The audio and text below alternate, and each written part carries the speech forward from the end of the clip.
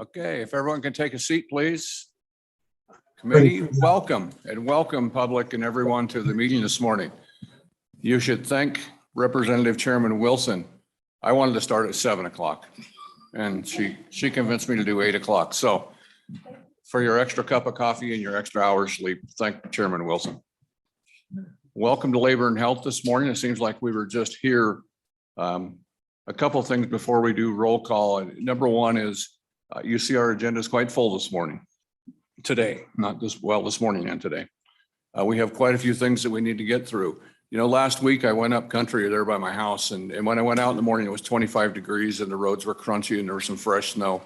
When I came back out later in the evening, it was 39 degrees and the roads weren't so crunchy and there was no more snow. What there was, however, was a tremendous amount of mud. The road was almost not a road. We got bogged down. It was a mess. I kind of prefer not to do that this morning. It's still kind of crunchy and a little bit cool outside this morning. But what I don't want to do is get bogged down as we warm up this afternoon. So if you can, where you were going with that. Yeah, the analogies are great, aren't they? Yeah. So I want to keep from getting bogged down if we can. With that in mind, as we go through some of these things, you know, at least one of the bills and one of the subjects, we've heard a lot of testimony in 2 meetings already. We would like to go back and maybe go back to get some new testimony and try not to repeat a lot of the old testimony if we could. So keep that in mind as we go through. With that in mind, let's take roll call and see who's all here this morning. Good morning, Mr. Chairman. This is roll call for Joint Labor, Health, and Social Services for November 12th. Senator Bouchard. Here. Senator Furphy. Here. Senator Hutchings. Here. Senator McEwen. Excused. Representative LeBeau. Excuse. Representative Conley. Here. Representative Flitner. Here. Representative Hallinan. Online. He's there. Look for him there. Representative Ottman. She's also planning to call in. Representative Romero Martinez. Here. Representative Stivar. Present. Representative Wharf. Here. Chairman Baldwin. Here. And Chairman Wilson. Here. We have a quorum. Okay, committee. We're going to start off looking at something we did 2 meetings ago. I would remind everyone in the audience, if you have a cell phone, please put it to silent. If anybody's cell phone rings during the meeting, you will be bringing donuts this afternoon. We haven't had donuts yet this year. And if you might want to just turn your phone on because I'd like a donut this afternoon. We're going to look at an old friend, the behavioral health redesign. Draft Bill 22 LSO 0177 version 6. We've been through this quite extensively.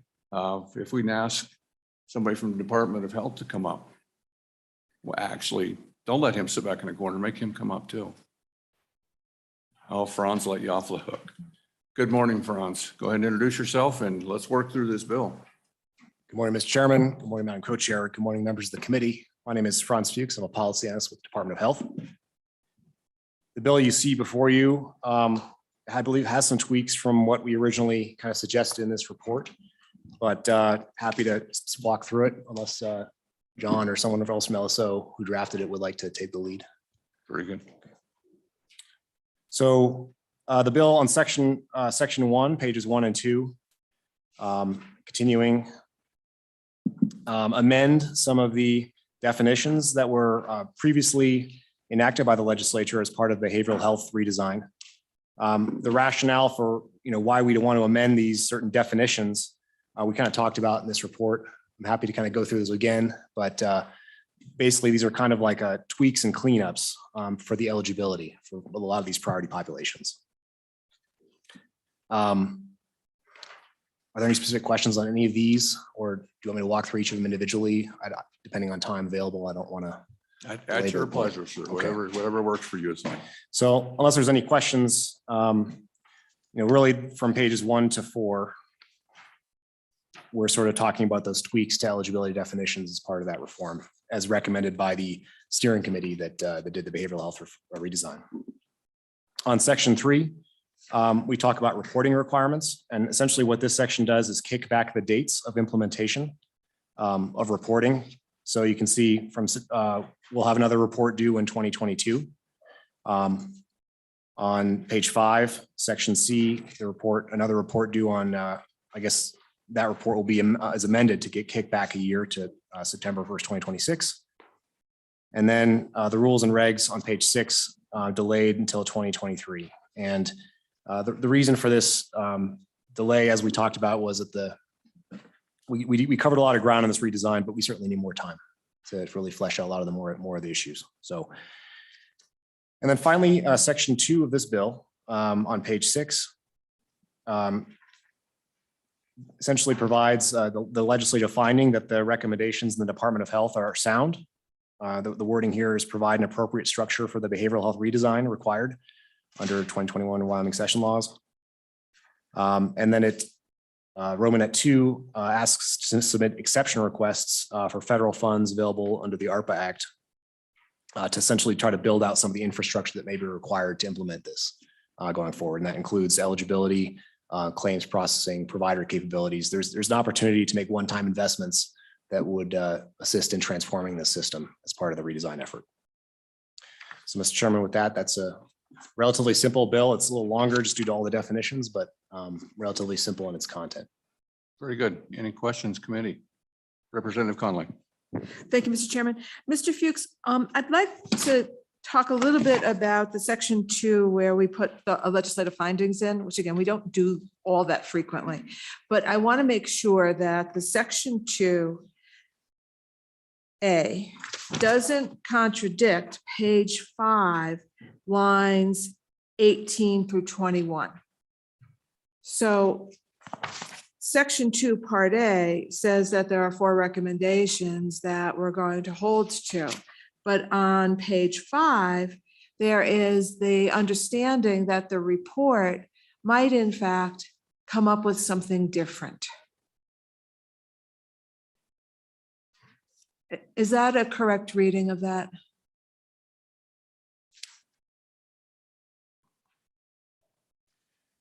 And so therefore, ultimately, I was thinking of deleting the A because I do see them being somewhat contradictory.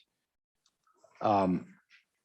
Chairman, Representative Connolly, I think so. When you're looking at page 5, lines 18 through 20, that specifically that's from the original bill and talks about kind of the report in the future, and it talks specifically about modifying the eligibility for the priority populations or the tiers.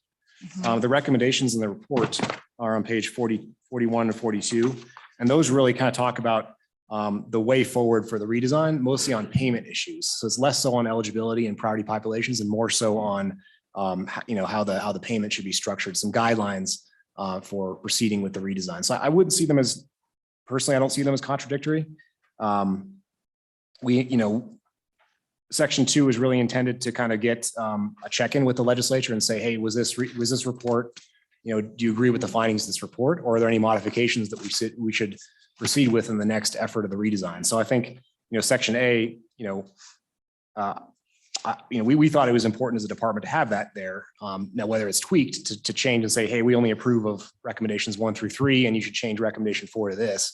I think that would, that kind of feedback is what we're looking for as part of that section. But as far as the contradiction between those two parts, I personally don't see it, just because they're different kind of subjects of this redesign. We've really tackled the eligibility and tiers pretty well in this last go around. Did that answer your question?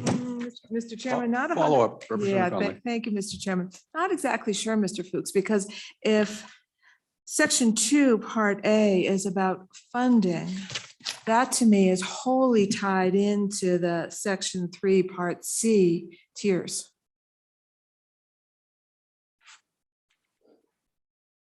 Madam Chairman, or Mr. Chairman, excuse me. Yeah. Go ahead. Who was that voice? John Brody, LSO, the voice in the room.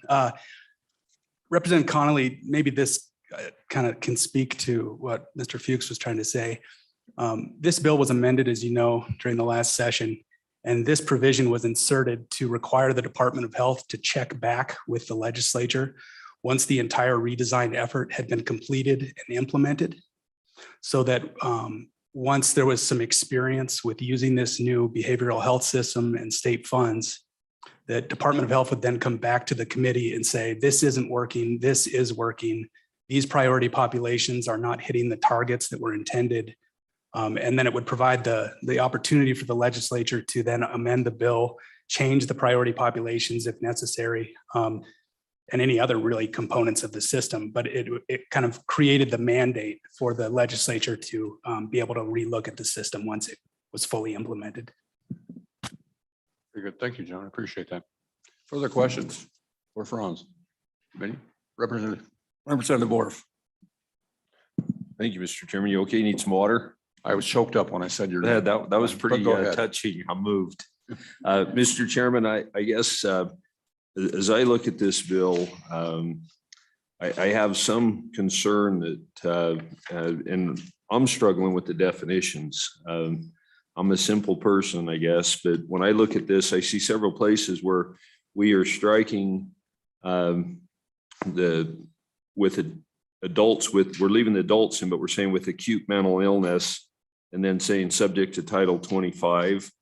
I look at what once was a simple definition being now changed to adults subject to Title 25. And that to me is a little troubling. When I go look at Title 25, I'm not sure that that's not an expansion. When you read through all that, I'm a little concerned that this definition is making it much more broad than the current statute says. And I guess that's a question I have is that not an expansion of just the simple definition of adults with acute mental illness? Now we're saying that anything that falls under Title 25 now is the definition. And that seemed like a pretty big expansion to me. When I read through that, it looks like it's not just people that have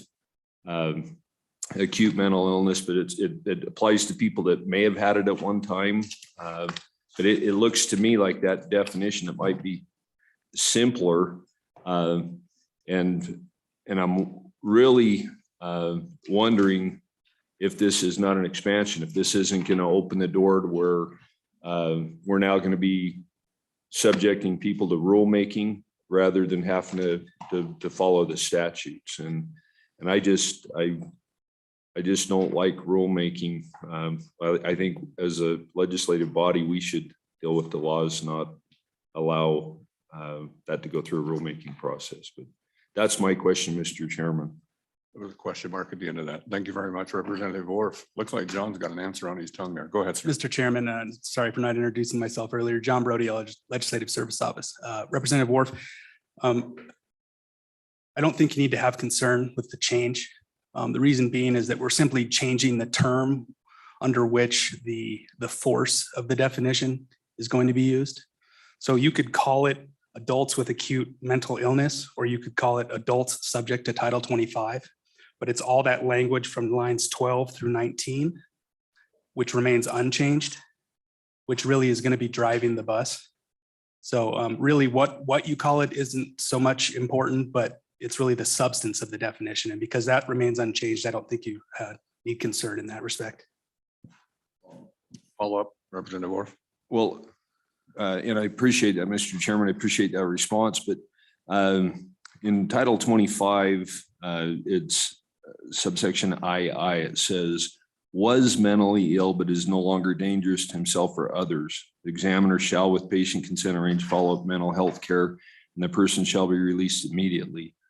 To me, that's an expansion, because as it's written, it just says that this applies to adults with acute mental illness. We're talking about an individual here that's no longer mentally ill, that's seeking to have continued counseling to make sure they stay on that path. But this is, to me, this is making it much more broad. And I guess I'm still seeing that that's what this does by making it apply to all of Title 25 being applied rather than just people with acute mental illness. So I'm still having some difficulty understanding, Mr. Chairman, that this is not an expansion.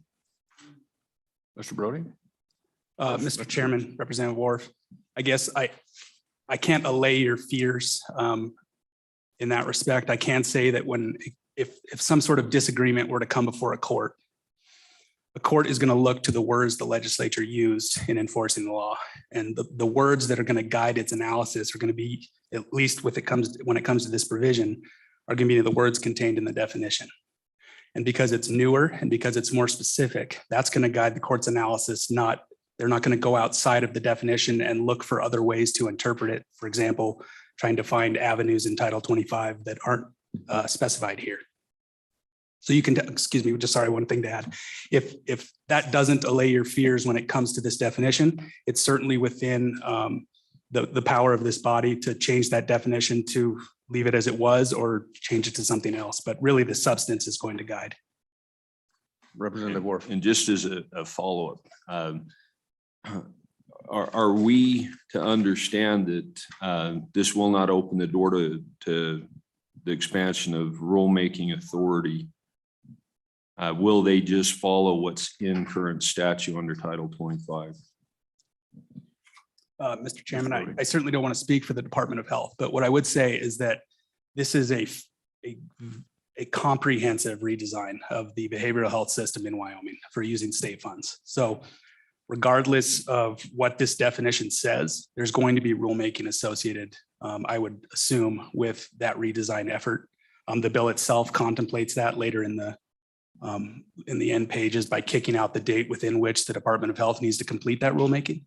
But I don't think, I guess specific to your concern, I don't think changing the term used for the definition authorizes, or provides further authority for the Department of Health to promulgate additional rules. Thank you. Thank you. Any follow-up, Franz? Mr. Chairman, Representative Wharf, the intent of this change was really just kind of making the category more clear. If it bothers the committee or if you have heartburn about it, it's certainly not a critical element of this redesign. So we'd be happy to revert it or keep it the same. Thank you. And a reminder that I would tell everyone here that this is a process. This is not the end product per se. This is a process with the redesign. As a matter of fact, somebody's talking about Title 25, one floor up and down the hall as we speak. And one of our members that's shaking her head back there may be called to testify up there. But regardless, Title 25 is something we're going to be hearing about for a long, long time. I've heard about for a long, long time. The other chairman has heard about it for longer than me because she's been here longer than me. But it is a process, and there is another full committee dealing with the behavioral health that has yet to meet. We're waiting for some rules and things to come out. Mr. Brody, you had another comment. Go ahead. Well, and I just wanted to add one thing too, and this bill is somewhat unique in the fact that House Bill 38 originally went in and changed a bunch of existing statutes, created some new ones.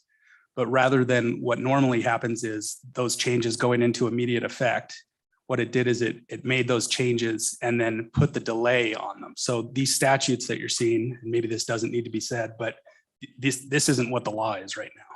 So these changes that are being discussed today won't go into effect, and if this bill moves forward, until 2023. So there's certainly more time for the committee and the legislature to revisit.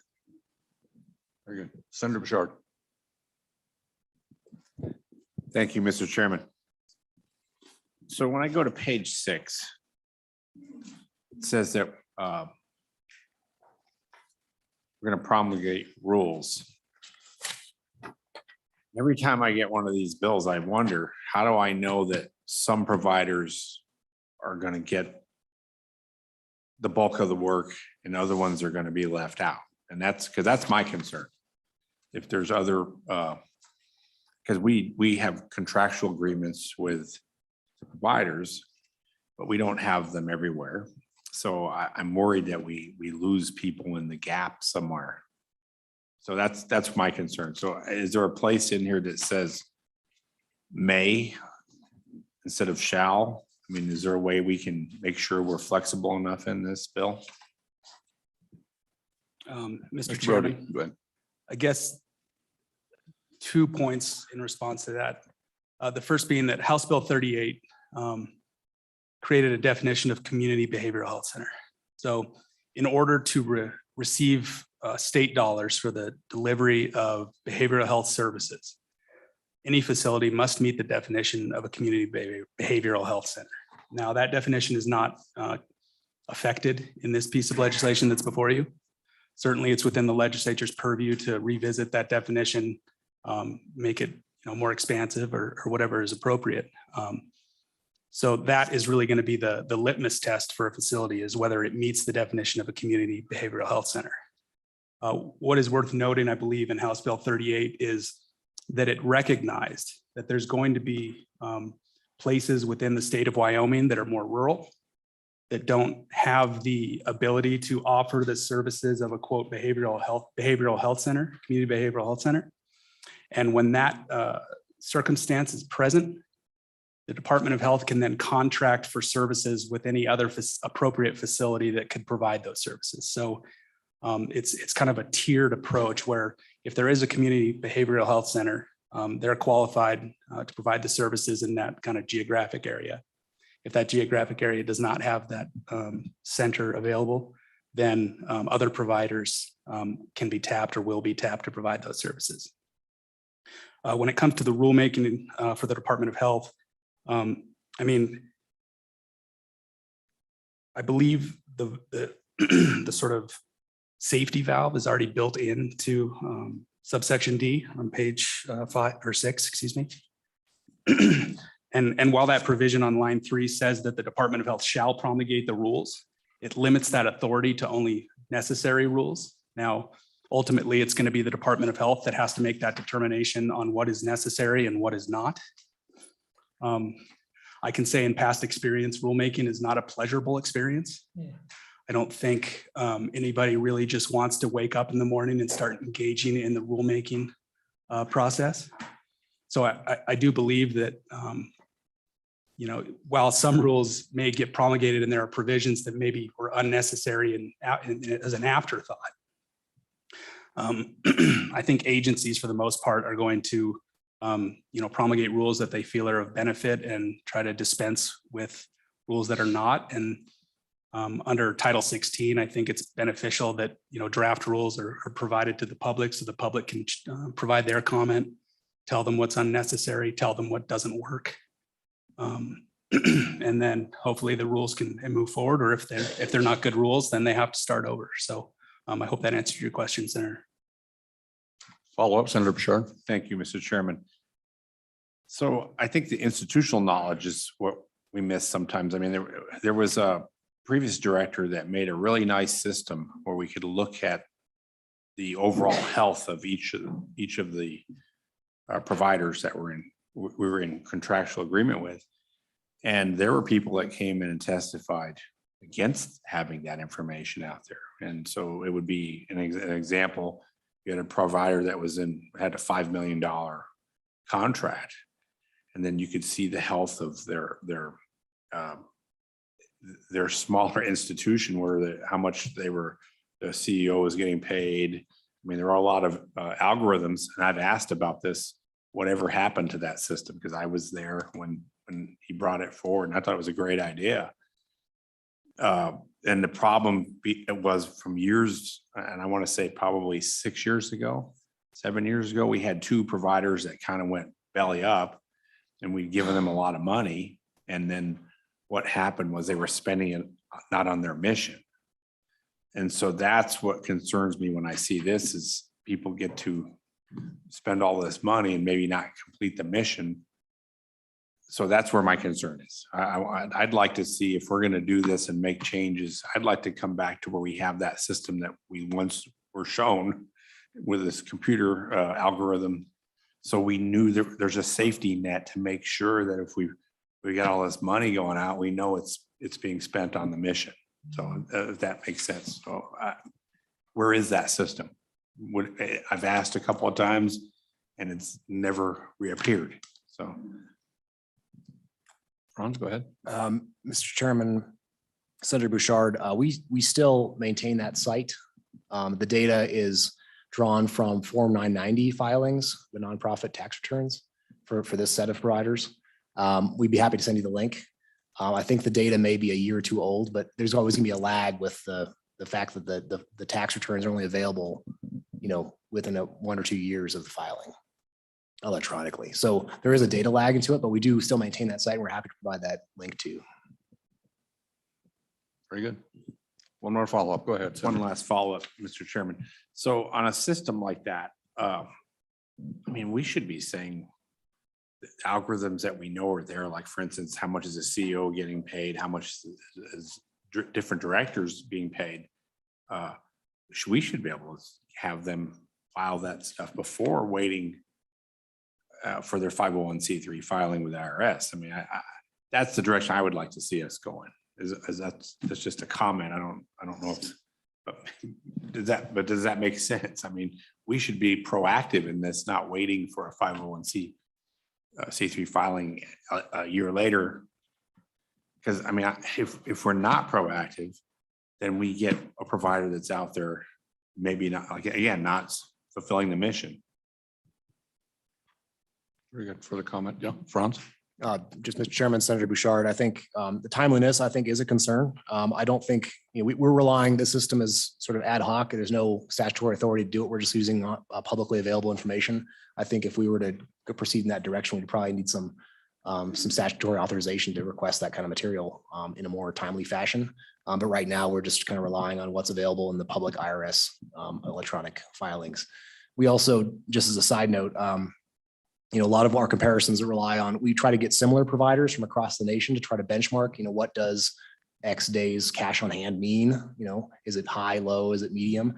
And so the benchmarking draws all those tax returns, probably, 80,000 tax returns from around the country to try to, stratify where that particular value falls on the distribution. So even if we got more timely filings from the providers that we have here, we're still reliant on external other data that might be maybe less timely. That's just a minor complication, but I think just basically the timeliness is certainly a concern. And if this system were to be built out or expanded, I think we'd want some more flesh on the bones.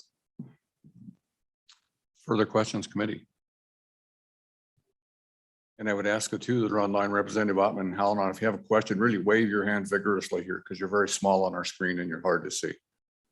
But I don't see any vigorous hand waving right now. No further questions, committee? We'll let these gentlemen have a seat back somewhere else. Let's move on to further departments. Any departments from the state wish to testify on the issue? I suspect not. Public comments.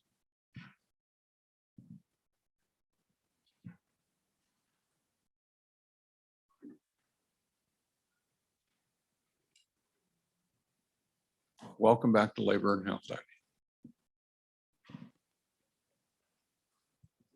Thank you, Mr. Chairman. Andy Somerville, Executive Director for WAMSAC. And I just want to start out by saying I do appreciate, Mr. Chairman, your commenting on the Title 25 process. We'll be working that bill again this afternoon with the Judiciary Committee, and we can't escape the fact that these two bills are inexplicably intertwined together. It's very important to try to keep our eye on all of the interweaving statute changes.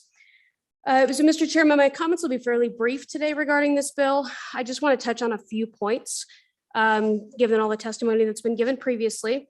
The first point is something that's not included in this draft bill, but something that I want to mention as a potential change.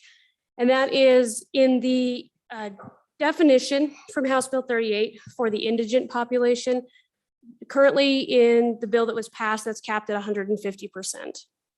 We have come to understand through some work and with the National Health Service Corps and the HRSA office, unfortunately for our workforce student loan repayment program for mental health professionals, we are required to have a sliding scale fee up to 200%.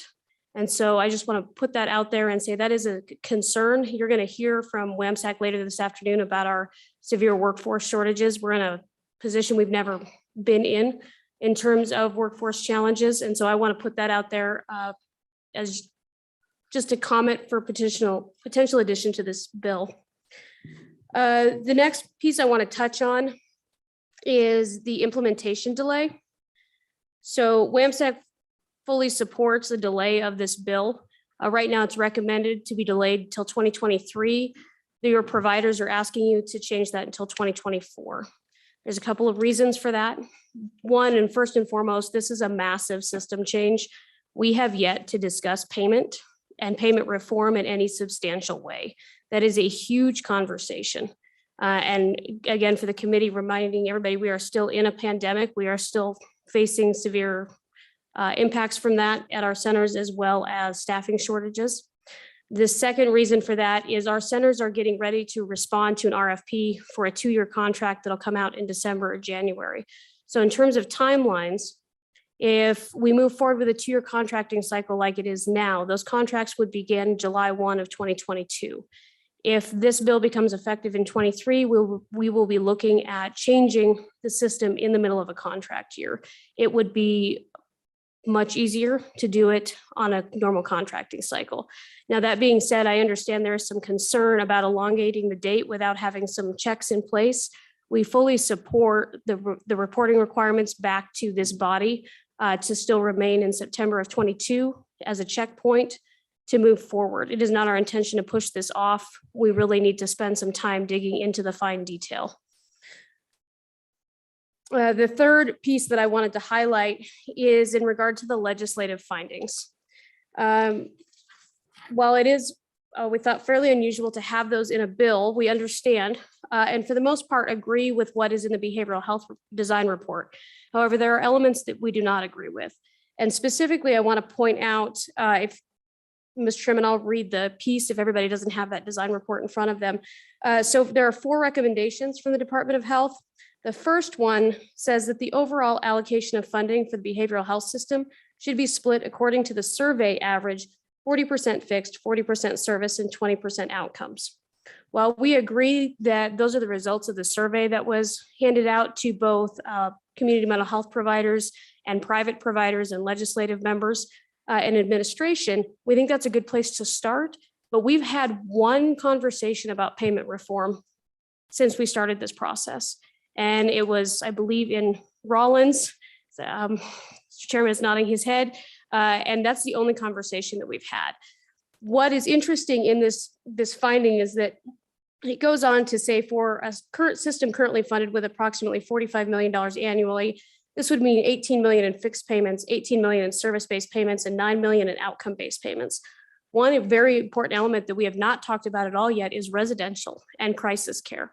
So the concern is, while this might be a place to start and mostly based on the outpatient services that are talked about in House Bill 38, we have not talked about residential, which is mental health housing, substance use, residential treatment centers, crisis stabilization. All of those things have not been discussed at all. It seems premature for the legislature to agree that that is where everything needs to go without having some substantial conversation. As far as the other legislative findings for items 2 through 3, number 2 says that fixed payments should include both essential subsidy payments for a limited set of providers and base payments for all providers. We agree with that. We agree with number 3, which is the service-based payment should be implemented along the following principles, and it outlays some reasonable principles for service-based payments. And then number 4 is outcome-based payment should be implemented gradually and rigorously evaluated. We do agree with that statement. However, we have concerns about how a pilot study would be carried out. We haven't had time to flesh that out in detail. We're not entirely sure how you ethically choose patients to potentially enhance payment for as part of a pilot study without crossing into some interesting territory. We're not necessarily opposed to the idea. We just don't have those details fleshed out yet. So I would ask the committee to consider that in their changes. And Mr. Chairman, the last piece that I wanted to mention, just in relation to Title 25, there are changes in the proposed bill from judiciary that will affect this bill as well, and would just ask that we have continuing collaboration between the committees to eliminate any, try to reduce issues in conflicting bills. With that, Mr. Chairman, I would stand for questions. Thank you. And I would first reassure you, yeah, there will be ongoing conversation, much conversation. There's at least 2 other committees that are looking at all these issues right now. So questions, committee? Representative Conley. Thank you, Mr. Chairman. Ms. Somerville, I see 4 different dates in this bill. All right. It seemed to me that you said the September 1st, 2022 on page 4 is fine. The page 5, line 11, the September 26, that looks like that's fine too, given what you just said. Now, what about on page 6, the 2023s? Is that the date that your organization is recommending be moved out to 2024? Both of those? Mr. Chairman, Representative Connolly, that is correct. And I would just say for the other 2 dates, while we're fine with the September 1, 2026 report back to the legislature and the September 1, 2022 Both of those seem reasonable. I would leave that to the discretion of the committee in terms of the timing of those reports, what works best for you. Thank you. Further questions, committee? I apologize to the people over here on this side. I just naturally looked this way first. No waving hands online. Representative Ottman really wants to wave her hand, but she's not. No further questions. Thank you very much. Thank you, Mr. Chairman. Further public testimony. Anyone else out there with a burning desire? With a good joke? No. Okay, if there's no further public testimony, we will close public testimony. Committee, does anyone have a motion they'd like to make on this bill? Move the bill. Bill's been moved by Chairman Wilson. Let's work the bill. And second down there by Representative Flitner. Let's work the bill. Let's go page by page. Committee, any changes on page 1? Page 1, Representative Worf. Yeah, Mr. Chairman, having gone back and looked at House Bill 38, which was referenced, I would like to strip out anywhere where we refer to subject to Title 25 and go back to with acute mental illness. And the reason for that is when I went back and looked at House Bill 38, one of the things it says is that they're currently in the process of modifying. They're modifying Title 25 right now as we speak. And I don't like the fact that we're referencing a title that we know is being changed without knowing what those changes are going to be. And so I guess that this whole discussion to me, I guess what I wrestle with is I understand we're trying to make these rather significant changes. And I guess I'm struggling with why we want to change the statutes that are in place when we don't know what it is we're changing them to. I would feel more comfortable if we waited and gave them the ability to explore what they want it to say and bring that plan back to us and say, this is what we would like it to say, rather than giving carte blanche and saying, you know, throw the dice and however it rolls out, that's what we're going to end up with. Because I have a problem approving something that I don't know what's in it. So I guess right now that's what I'm going to ask the committee to do, is strip that out. Since we know that subject to House Bill 38, Title 25 is going to be modified, I don't think it's appropriate time to make those changes because we don't know what it's going to say. So that would be a recommendation, Mr. Chairman. Can I ask have for a that as a second. motion, Representative Worf, for Yeah. the specific lines and what you want to change, please? Okay, anywhere that it's referenced, because I notice it's there on, it starts on page 2 under definitions is where it is, but on page 2, lines 10 and 11, I'd like to go back to the existing language and strike subject to Title 25. It was also on page 4. It does the same thing, but I think it's those are the two that I can see, and anywhere else that it's there. Those are the two I see, Mr. Chairman. Page 2, lines 10 and 11. I'd like to revert back to the old language, and then at the top of page 4, lines 1 and 2. You beat me to it. I was going to ask for a second. You guys are quick so early in the morning. Okay, we've had a first and a second on this proposed amendment. Discussion committee. Okay, they fell back asleep. No discussion. Let's have a vote on this. All in favor of the proposed change to revert back to the old language of acute mental illness, say aye. Aye. Opposed? That amendment passes. Thank you. Okay, let's move on to, we were just moving to page 2. Anything else on page 2? Page 3. Mr. Chairman. Whoop. Representative Conley. Mr. Chairman, on page 3, on line 3, and honestly, I thought we had already done this, but we want to add licensed therapist. Which line is that on, Representative? Page 3, line 3, where we have a list of individuals who can refer a child to behavioral health center. I'd like to add licensed therapist. So just add that to the list. Is that Yes, correct? Correct. So we could put that in after whichever comma and add a comma that we would like. that correct? Do we have a second on that motion, committee? I'll second, Mr. Chairman. 2 seconds. Sorry. Representative and Go ahead, representative. John, you can have it. Discussion on the proposed amendment, committee. And I think we did discuss that in a previous meeting, as I believe. No discussion. Let's vote on that amendment. Committee, all in favor of that proposed amendment to add to line 3, say aye. Aye. Opposed, say nay. That amendment passes. Anything further on page, let's go to Chairman Wilson next. Thank you, Mr. Chairman. I would move on page 3, line 9, to insert a new paragraph 11, or sorry, 19. My Roman numbers are off, X1X. And I'm pulling off of that's from the existing statute. And it brings in the existing paragraph 19, which says, and I'm just reading from the existing one, indigent general access clients means persons who do not have private or public health insurance. Anyway, that was the definition of the indigent general access clients. And it says currently 150% of the federal poverty level. And I would like to bring in that paragraph to change that to 200% of the federal poverty level. We heard that there was a challenge with the workforce and the coverage for the payment, the providers, school loans, needing to work in places to that. And so I just thought,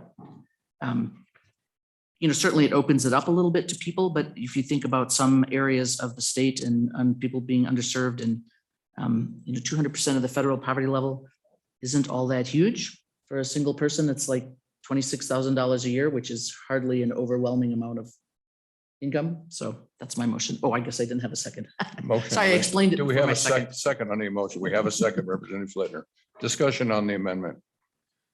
Senator Hutchings. Thank you, Mr. Chair.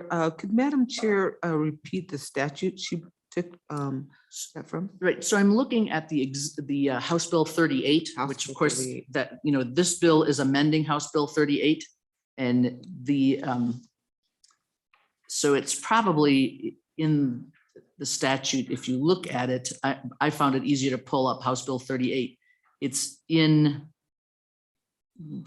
wherever this bill is written into. Do you want me to try to find the? No, ma'am, Existing that's statute? fine. Okay. That's sufficient. Thank you. Okay, yeah, so it's just the definition of indigent general access client, which we had not brought into this bill, but it's in the original bill. And I would just be amending that paragraph from 150 to 200. Further discussion, committee. No further, Senator Hutchings, go ahead. When she spoke, Mr. Chair, she brought something up, general access client. Is that what I heard you say? Indigent, and you said, Mr. Representative Chairman, Wilson. right, the wording in the previous bill is indigent general access clients. In other words, gotcha. poor people of no particular mental I illness got you. category. I'm not sure quite what to call them in a different way, but Indigent. Very good. Further discussion on the amendment, committee. Question on the amendment. All those in favor of the proposed amendment, re-adding back in that paragraph, please say aye. I, All opposed, say nay. That amendment passes. Are we safe to move off page 3? Nope. Representative Conley. Thank you, Mr. Chairman. On page 3, line 6, my amendment is to put a period after life. Delete the rest of that line as well as lines 7 and 8. Do we have a second on that amendment?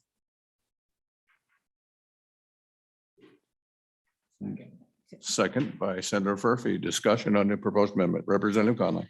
Thank you, Mr. Chairman, and thank you, Senator, for the second, so we can talk about it. Right now, this is the definition of family at high risk. And you'll see that the first portion of it is that a child who's been referred to a behavioral health center by that list of professionals. But it also has in it an and that and is that it's necessary to prevent the child's involvement in the judicial system. And I'd like to delete that and, so that we get families with kids who are at high risk, who've been referred to a behavioral health center, that they can be a member of a priority population without some further kind of agreement that the child is and possibly involved in the judicial system. Let's get those families the help that they need as soon as possible without thinking that the child needs to be a criminal first. Because that's what that and does. It says that we're at risk of that kid being a criminal. I want that kid, I want that family to be able to get the help they need. So that's what the amendment does. Further discussion, committee? In my reading, it'd be that doesn't change it significantly. It just takes that limitation away. Takes the limitation away. Thank you, Mr. Chairman. No further discussion. Representative Stibar. Speaker. Thank you, Mr. Chairman. Where was that at again, Representative Conley? Mr. Chairman, On page page 3. 3, line 6, to put a period after the word life, and then we're going to get rid of that limitation of the and, all right, through the rest of the sentence. All right, thank you. Further discussion, committee? No discussion, question on the amendment? All those in favor of the proposed amendment, putting a period after life, deleting the remainder through line 8, please say aye. Aye. Opposed, say no. No. Okay, that amendment passes. We'll attempt one more time. Can we move on to page 4 or we want to stay on page 3, committee? Page 4. Changes committee. Representative Conley. Mr. Chairman, this is a technical amendment. I don't think we have to vote on it, but we're missing a word who on line 6 between the words months and have. And it's just the parallel construction. So you need who in there. So it's like line 8 as well as line 11. But again, LSO, I think that's just technical. It's page 4, line 6. Can you read that sentence to us so it makes sense? So the way it reads right now is state level justice involved means persons that within the previous 6 months have been released or paroled. And it really needs to say state level justice involved means persons that within the previous 6 months who have been released or paroled from an institution. And then that's parallel to or who are awaiting admission, and then down and who require. It's just technical. A technical correction, I believe. Mr. Chairman. Go ahead, Chairman Wilson. Mr. Chairman, actually, I don't, with the word that on line 5, I'm not sure that we want the who. It doesn't make a difference to me. Well, Yeah, if there's a technical, let the grammarians at LSO wrestle on the that. pros. If it needs fixed, you can fix that. Reading it through, I don't think it needs fixed, but no. Okay, okay. Anything further on page 4, committee? Page 5. Page 6. Representative Conley. Mr. Chairman, on page 6, lines 5 and line 11 to change 2023 to 2024. Second is given on that by Representative Flinner. Discussion committee. Representative Wilson. Thank you, Mr. Chairman. I understand the challenges with the contracting and all. I'm personally kind of inclined to leave it where it is, just to make sure the firebrand keeps burning. You know, when you put things off 2.5 years from now, that seems to remove the sense of urgency. I would rather leave it as is and then change it next year. I know that perhaps that's annoying, but that's just my input on that. Comments committee. Representative Conley. Mr. Chairman, I think the firebrand is honestly going to stay with, in particular, keeping the reporting next year. I mean, honestly, it seems to me that each of these organizations are going to need to be working just frantically for less than a year in order to get us that report. So it makes sense to me that we move it out with the recognition of those contracts. And we get that report next year. And if we need to change it, we can change it then. Mr. Chairman? Just kind of a related point perhaps, but on page 5 is the provision that requires the Department of Health to revisit with the legislature once the entire program has been implemented. And there's a period of time within which the department has the experience to sort of evaluate the program. If that, it may be advisable to extend that reporting period an additional year as well, just so that the experience period that the Department of Health would be provided would stay the same as contemplated under House Bill 38 and as contemplated consistent with House Bill 38 with this draft bill. So that just something to consider. Very good. Representative Flitner, or Representative Conley, any comment or questions about that? Thank you, Mr. Chairman. Go ahead. Mr. Brody, I'm curious, so the 2026 you're suggesting gets moved out to 2027 to be consistent? Mr. Chairman, Representative Connolly, yeah, just to keep to allow the Department of Health to have that scope of time to evaluate if the system is working or needs to be tweaked. Certainly, it's up to the committee, though. Mr. Chairman, I'd like to defer to our expertise of our LSO, and if they believe that if we go out to 2024, we should let the DOH go out to 2027, so be it. So You're that amending your I would like amendment. to Would the amend it. seconder be seconder? I don't think that's a word, but let's say it. anyway. Would you be okay with that? Okay. Further questions, committee, or discussion? Going once, going twice. Let's vote on this, please. All those in favor of the proposed amendment to change 2023 to 2024 on page 6 and 2026 to 2027 on line 5, please say aye. Aye. Those opposed, say no. No. That amendment passes. Moving on. Let's stay at page 6. Anything else on page 6? Representative Conley. Thank you, Mr. Chairman. On page 6, line 17 through the end, and on page 7, lines 1 and 2 to delete those. So deleting that first element of the legislature, the legislative findings. Do we have a second on that amendment? Second on the amendment. Discussion committee. Thank you. Representative Conley. Mr. Chairman, simply first, that it's not that common that we put legislative findings like this in here. We also heard from WAMSAC that there's some concern about 1 or 2 of those findings, but we also know that we already have the report out there. That report is important and needs to be followed. When we put it in the bill itself, it concerns me about giving it an extra oomph that maybe we don't need. And even though I understood the explanation about how what isn't really contradictory to what we have on page 5, it does seem to be a little confusing to me. So we don't need it. And so that would be my recommendation for the deletion of Romanet I on the legislative findings. Further discussion committee. Senator Hutchins. Thank you, Mr. Chair. Just a question on the previous speaker's comments. For me, sometimes, even though we know later on when the legislation gets through, it goes through the different chambers. Sometimes I think it's important for those people who aren't aware of what's going on to kind of have that finding there. They're like, oh, okay, that's what they're doing.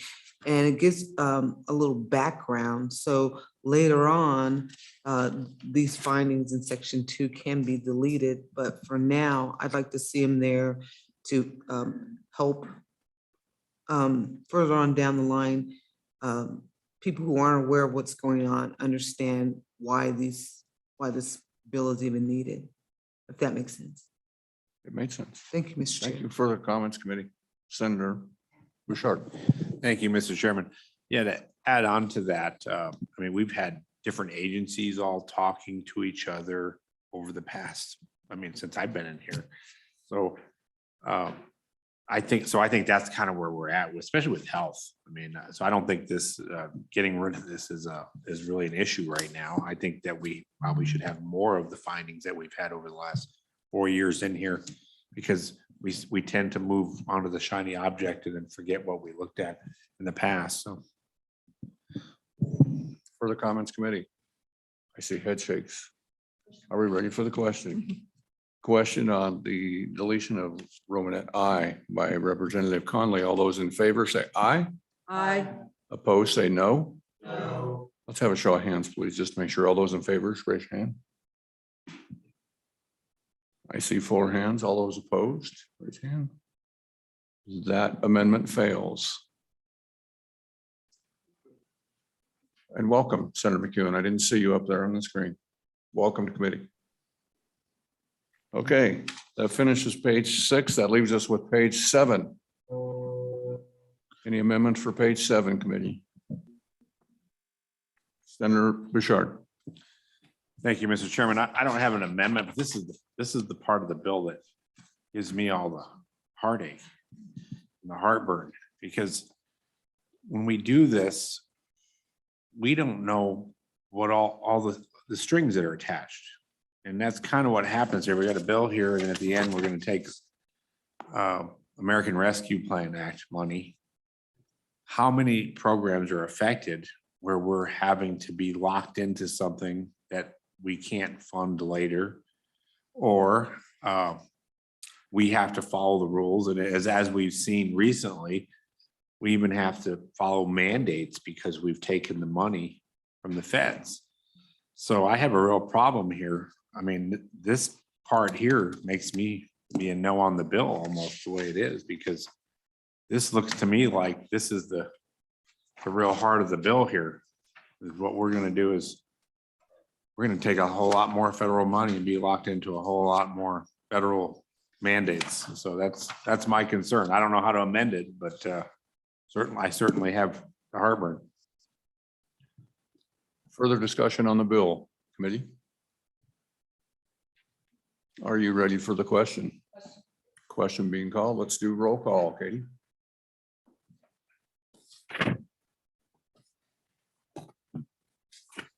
Mr. Chairman, this is a roll call vote on 22 LSO 0177, Community Health Services Continued Redesign Efforts as amended. Senator Bouchard? No. Senator Furphy? Aye. Senator Hutchings? No. Senator McEwen? No. Representative LeBeau? Representative Connolly? Aye. Representative Flitner? Representative Hallinan? No. Representative Ottman? No. Representative Romero Martinez? Aye. Representative Stivar? Oh. Representative Wharf? No. Chairman Wilson? Aye. Chairman Baldwin? Aye.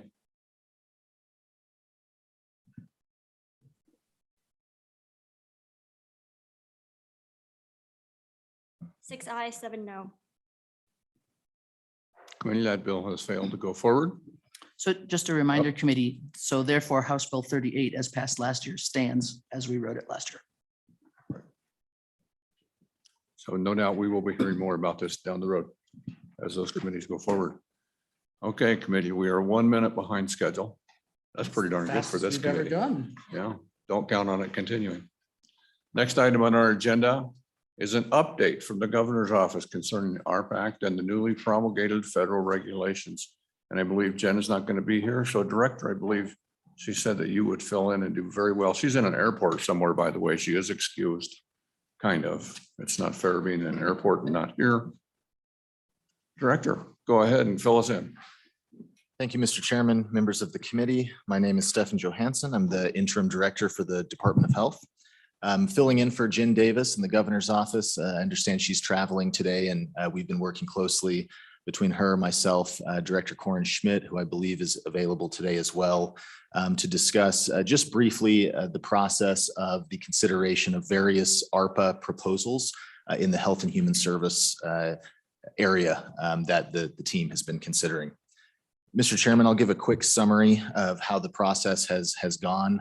We updated this committee at your last meeting on what was underway, but just to reiterate some of those points, since the beginning of this past summer, a pretty robust and large public engagement process was undertaken by the governor's office and the team that's been established to really drive what the final ARPA proposals from the governor to the legislature will look like.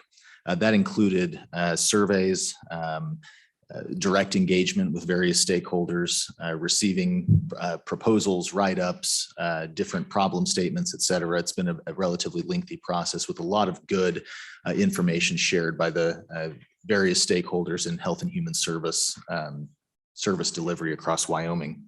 That ultimately led to the development of the governor's strategy to survive, drive, and thrive. I think everybody's familiar now with the Dr. Seuss rhyming plan that we've all been talking about, which was released to the legislature through the Joint Appropriations Committee, again, in the middle part of this past summer. Within that plan, there were 11 goals, macro goals articulated The ones that are pertinent to Health and Human Services are really goal number 5, which is the broader Health and Human Services goal.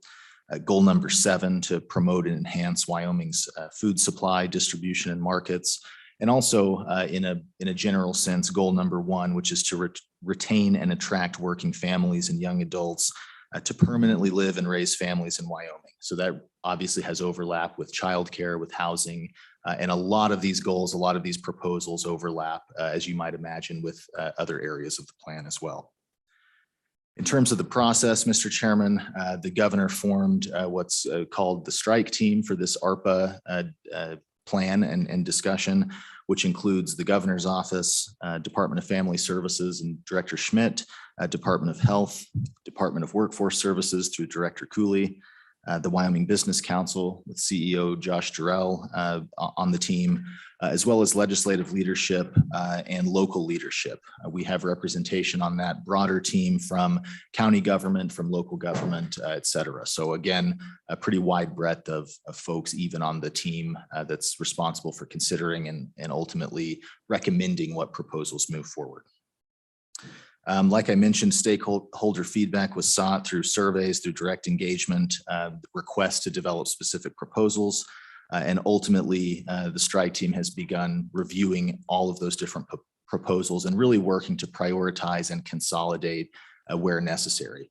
As you can imagine, members of the committee, there's a lot of competition for these funds everywhere, not just in Health and Human Services, but in many different sectors across Wyoming. And what's being worked on right now is a process to score and articulate and prioritize those proposals that will ultimately be recommended to the governor and then put into a similar process like you see in the budget development that will be separate from the standard budget, but operate somewhat similarly. A good example of this, members of the committee, is if you think of Health and Human Services capital construction needs. I personally received proposals for capital construction needs that ranged from a small proposal to repave a parking lot, a couple $1,000, $10,000, to multi-millions, tens of millions of dollars of needs in hospitals, nursing homes, childcare providers, et cetera. So the process has been to consolidate that into one sort of global or macro proposal for Health and Human Services capital construction needs. Ultimately, we thought that's better for decision makers to consider whether ARPA funds should be used to provide grant funds to various types of providers in that sector to do capital construction projects, as opposed to the governor and ultimately you all voting up and down on what could be thousands of capital construction proposals. So that's just an example, Mr. Chairman, of how this has worked. The formal scoring of these various proposals is ongoing, and we will wrap that process up over the next 2 to 4 weeks with the strike team. And as I mentioned, ultimately those proposals will be provided to legislative leadership and the legislature through a process that will look similar to what you see in the budget.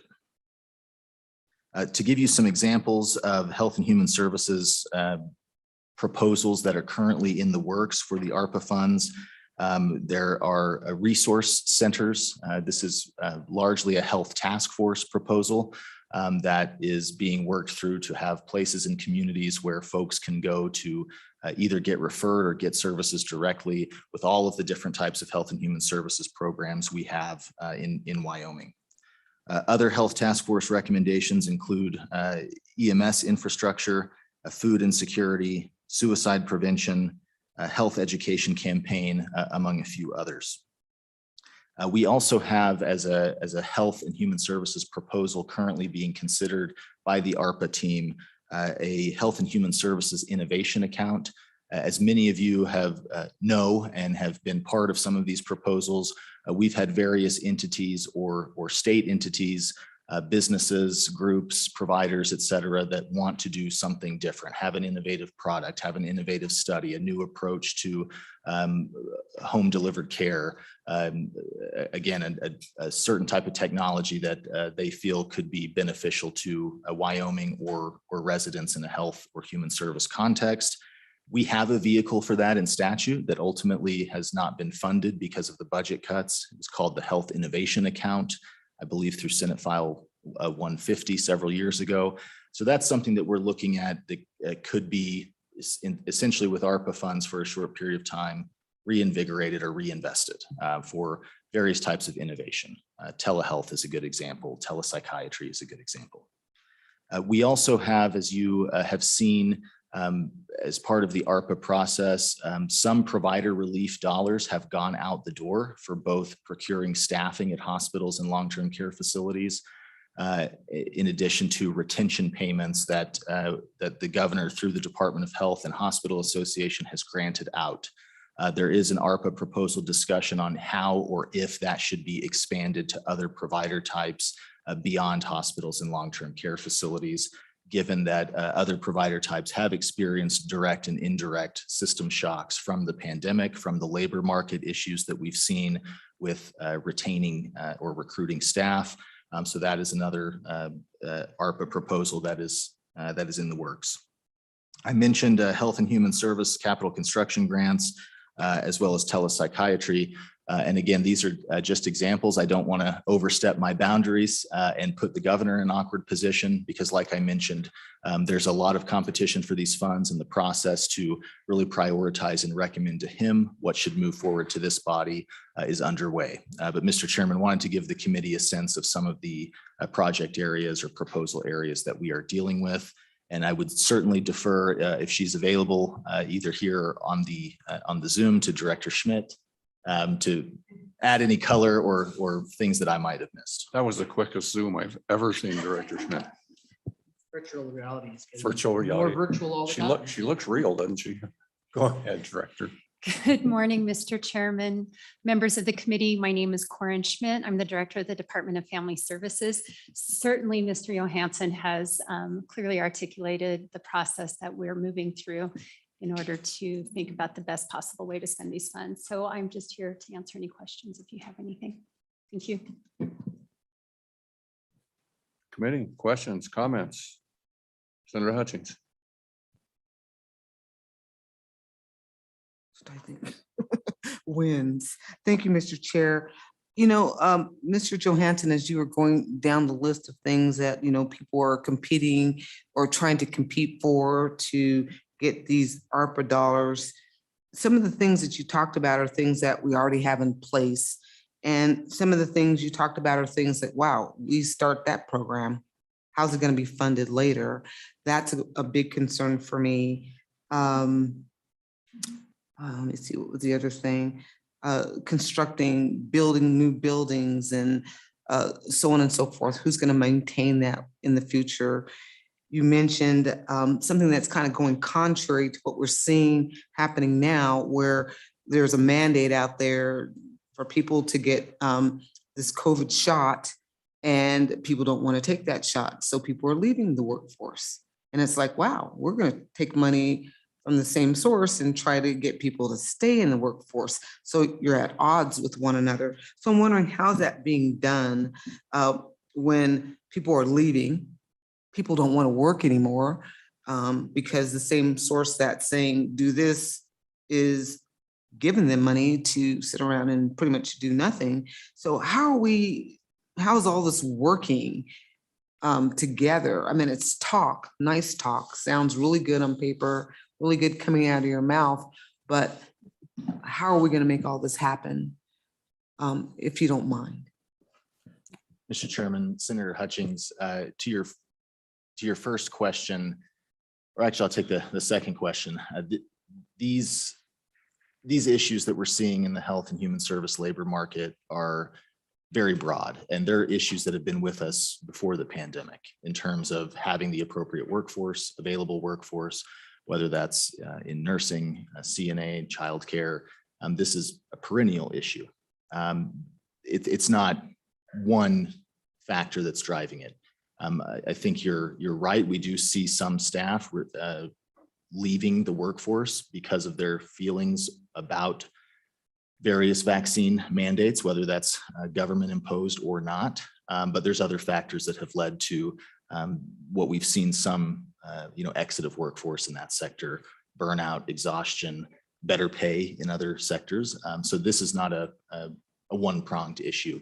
The retention funding that has gone out the door that I mentioned is under consideration for expansion, I think is looking to address that issue from a macro scale, not to be at odds with a vaccine mandate. Again, I mentioned there's multiple factors that go into whether workforce stay in the sector. So I'm not sure if that answers your second question, Senator Hutchings, but happy to elaborate. Mr. Chairman, Senator Hutchings, on your first question about the sustainability of the projects that may or may not be funded through this, part of the criteria in scoring these proposals and whether or not they will ultimately move forward, one of the main criteria there is that sustainability. And this, we know, and we are cognizant of the fact that these are one-time funds. The governor has been very clear with the team, and we have been very clear with people who are submitting proposals that proposals will be seen in a less favorable light if it looks like there is an ongoing need to fund that with state funds beyond this 2 or 3 year period within which the state will have the ARPA funds. Okay, thank you, Mr. Chair. Thank you, Mr. Johansson. Thank you. Further questions, discussion in committee? I see a whole, let's hear from Representative Romero Martinez. We haven't heard from him for a while this morning. Thank you, Mr. Chairman. I just wanted to make a comment to the previous question and answer. It is true that these issues have been with us since before the pandemic. It's not that people don't want to work, it's that people don't want to work for high school pay. And I haven't seen any, substantial, or I would even say valid effort to change that in our state for decades. And that's something that needs to be addressed when looking not only at the Constitution of our country, our state, but also treaties that we're supposed to honor and we have failed to honor. We failed to honor at the last session. We failed to honor it when we demagogue and try to be spin doctors. And it's time for us to get down and dirty. And I guess that's my comment. My secondary comment would be after listening to judiciary yesterday, and I heard testimony and you're here to take questions. I think that conversation needs to get down to the specifics. We tried today. We're going to continue to try today. We're going to come up with solutions. But demagoguery is yesterday's business, and it's time to get down to business. And I think we need to address those through labor bills that are specific to caring about the dignity of man. And until people start doing that, side whispers mean nothing. I digress. Comments? No comments. Further discussion committee. Somebody else had a hand up down there. They withdrew their hand. Katie, somebody online. Oh, Representative Odman, very good job of waving your hand, Representative Odman. Go ahead. Thank you, Mr. Chairman. Mr. Johansson, I have a question. I was looking through the materials, and of course it's all in a packet here, but has this been put out and been enumerated as far as the specifics of each one of these and what the setup is for implementing these things? Is that basically why we're getting this report today, or is this just the initial review? Thank you. Director Johansson. Mr. Chairman, Representative Ottman, there is no paper report in your packet on this, just a verbal update. And put it simply, Representative Ottman, the process is underway. So the legislature will see a final report with recommendations for ARPA proposals probably within the early mid part of December. Very good. Senator Bouchard. Thank you, Mr. Chairman. My question is on when it comes to this ARP funds, everything that's happening here, is it a closed loop system? I mean, I see some of the same things that I was talking about before, where only certain providers are in that relationship.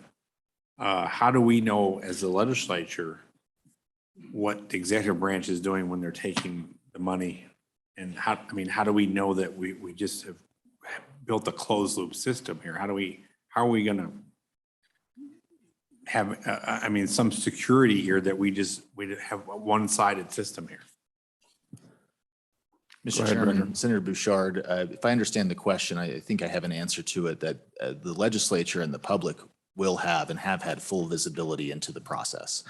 So there will be no ARPA funding that comes from this that will be done in a vacuum by the executive branch. The funding that has gone out the door from the ARPA funds that were received since we received them have been in the areas that I mentioned with provider relief for hospitals and long-term care facilities. Any future spending of the ARPA funds will go through this process. And like I mentioned, the legislature will see that plan and in fact work that plan similar to the budget process in the upcoming session. Thank you. Further questions, committee representative? Thank you, Mr. Chairman. And Mr. Johansson, just to be clear about the process, when you said there'll be a report available next month, is that a bill draft that's going to the Joint Appropriations Committee, or is that something different? Director. Mr. Chairman, Representative Connolly, I won't step on budget office's toes here. My understanding of how the process will work is after the standard budget submission, which I believe is due to the legislature on Monday, November 15th. A couple of weeks or several weeks later, the ARPA proposals, my understanding, will come through a governor's letter in conjunction with that budget. And those proposals that do ultimately move forward in the coming weeks as they get scored will be put into a budget-like context through the budget system so that the legislature can see that as kind of a separate parallel process to the budget, but as I mentioned, very similar. So report might be a bad word, but it will certainly come in the appropriations context through a governor's letter. Representative Worf. Thank you, Mr. Chairman. I'm going to ask again, because I wasn't clear on your answer about the closed loop referral system. Is the state considering using that as a process? Director. Mr. Chairman, Representative Worf, I'm not sure what that means, the closed loop referral system. Well, my understanding from what I've heard about it is that a closed loop system really keeps it contained, where there's just the people that are involved in the process aren't maybe necessarily aware. Not everybody is engaged in this process. And it seems to me that, you know, that's one of the things we're trying to do, is make sure that it is open and transparent. I mean, you know, a follow-up question is, if in fact we're doing that, if we are going to use a closed referral system, are we going to be putting this out to RFPs? I mean, we're going to be, you know, I want to understand the process a little bit more. And I guess what I'm worried about, I've seen how it's been done in some other states, and it's been a little bit concerning that it seems rather narrow, and it seems to be only allowing certain people to participate. And I want to make sure that we understand, if it is a closed loop system, whether or not we are going to use an RFP process. Mr. Chairman, Representative Worf, I'll defer to Director Schmidt, who I know has probably a better answer than I do to that.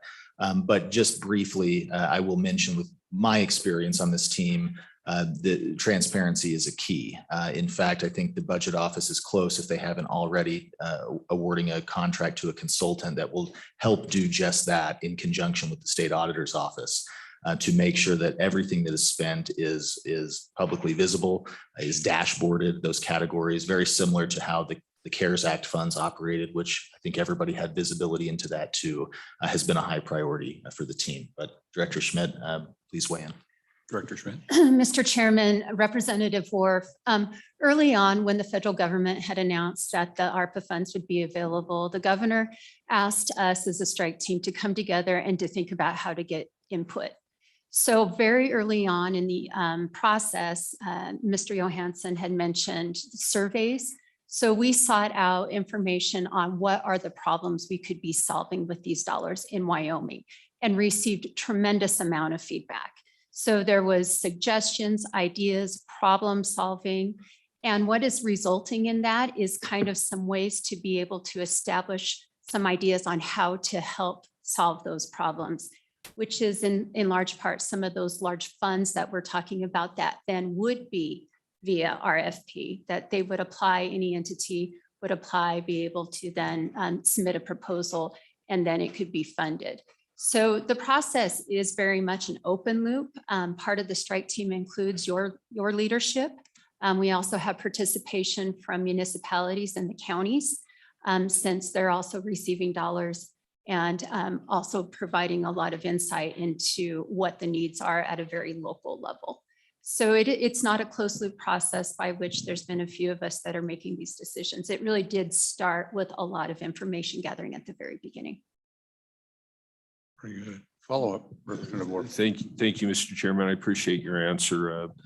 And then one of the follow-up question I had has to do with some of the other things that I've heard, some of the concerns about privacy issues as people start to enroll in this process. I've heard of entities that have came in, and as people enroll and sign up for these things, that they're selling that information. And so I would hope, and I guess that's one of the things I don't know because I haven't followed the task force. I don't know what things have been discussed, but I know that's an issue that has arisen in other states where they found out that as people enrolled in this, that their data was actually sold. And I would hope, that the state, if the state's not aware of that, I would encourage you to make sure that we're doing what we can to ensure that as this money is awarded out to whoever it is that gets the award, that we are protecting the privacy of the people that are enrolling in these programs. So is that something that has been on your radar as the task force moved forward? Thank you, Mr. Chairman. Director or director, you choose. Mr. Chairman, Representative Orff, thank you for that kind of reminder. And yes, I think there's a balance between the transparency and the privacy. So these are public dollars, and these dollars will be managed as any other public dollars. So that means any payment that goes through the state auditor's office is a public record. And I think we're all familiar with the open, I can't remember what we call it, but the transparency effort that we went through a few years ago, where now the state auditor does have that information available on their website. So if a private individual receives money for some sort of ARPA-like project, yes, there is a good chance that that name will appear. In terms of other personal identifiable information, I believe the state auditor's office is very aware and is very good at suppressing that information.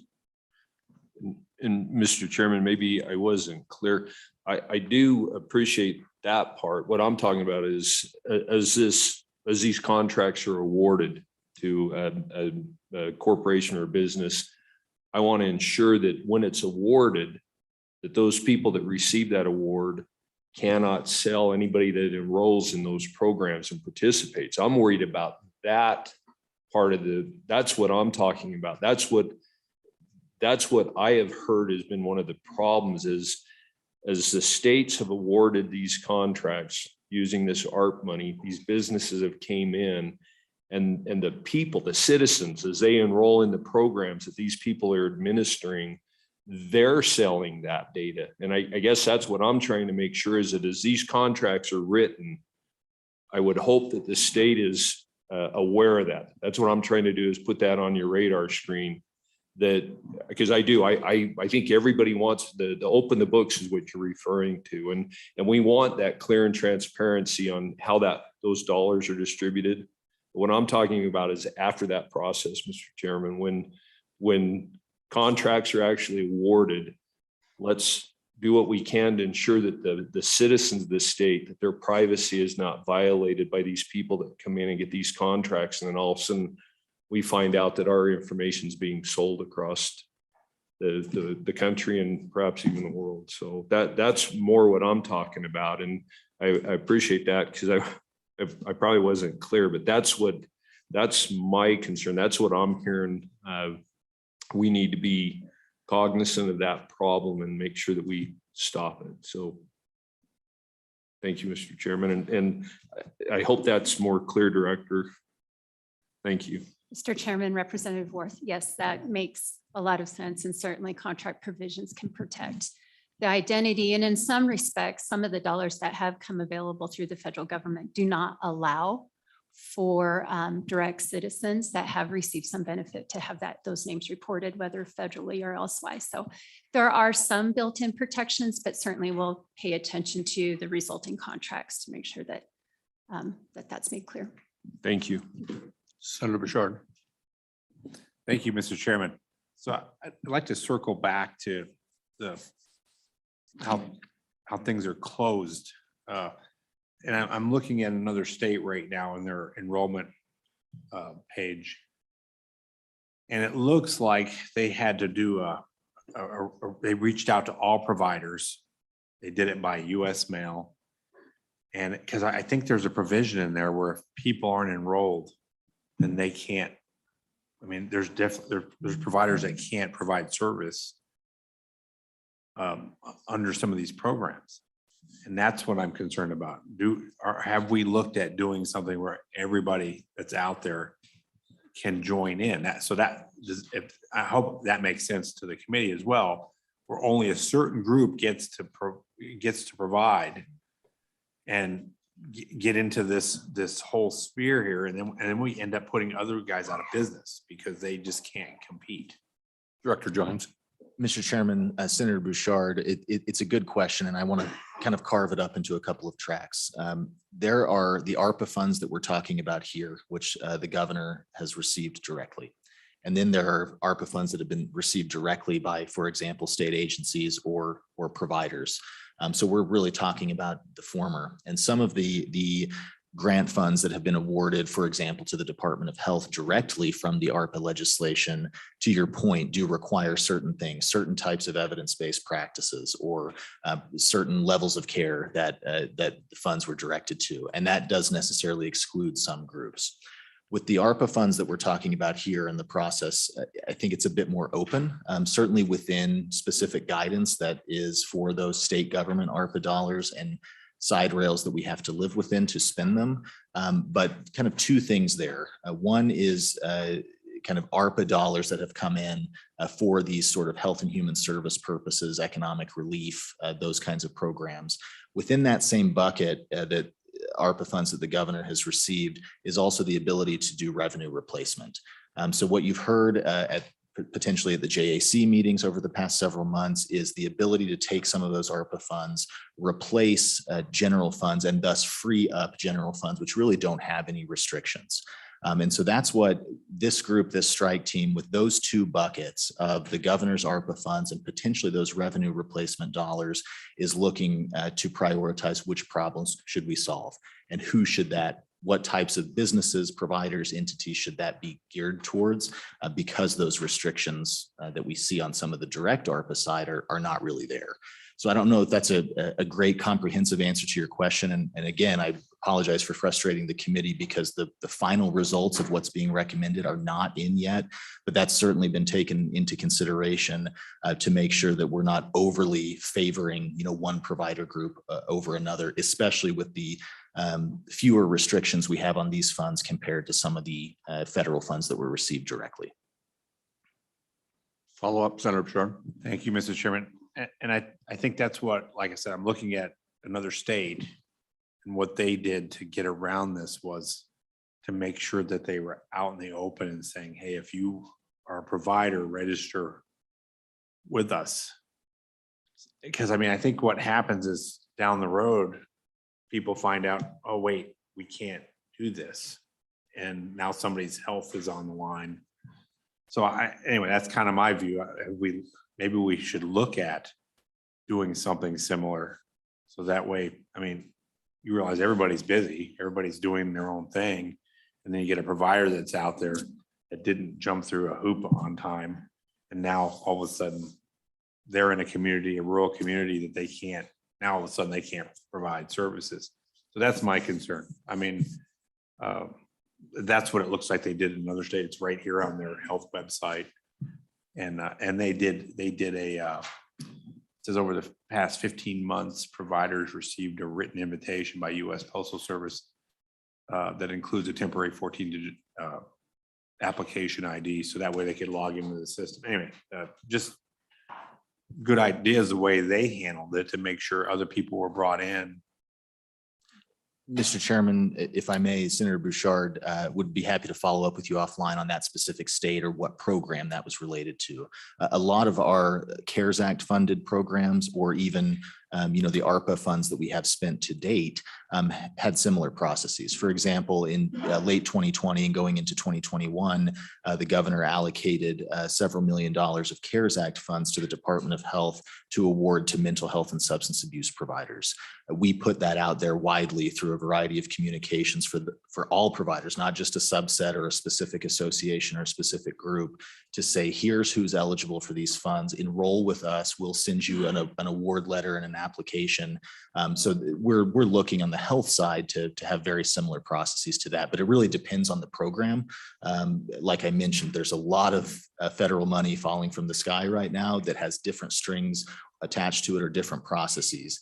These that we're discussing today, again, what that will look like, what those programs, grant areas, provider types that we want to fund or we propose to fund through these ARPA funds, that's kind of to be determined right now in the next several weeks of what those programs will be. Further questions, committee? See no further questions. Oh, one more. Go ahead. Representative Romero Martinez. I was thinking I could create about 20 questions, but I don't really think I will, or maybe be able to. So I'm just going to shoot from the hip here and not get hit by the hammer. But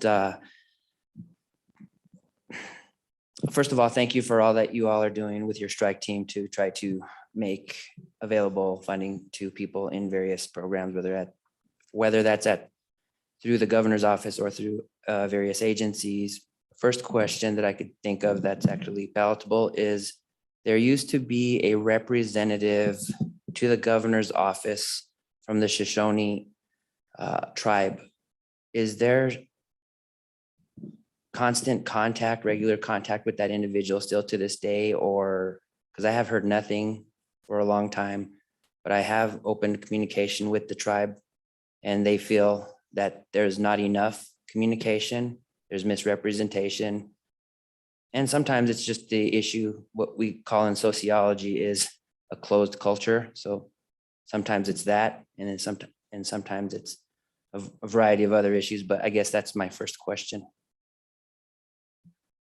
Mr. Chairman, Representative, I believe that Lee Tendor is the liaison. I am not sure of the current status, but he was liaison between the governor's office and the Eastern Shoshone tribe.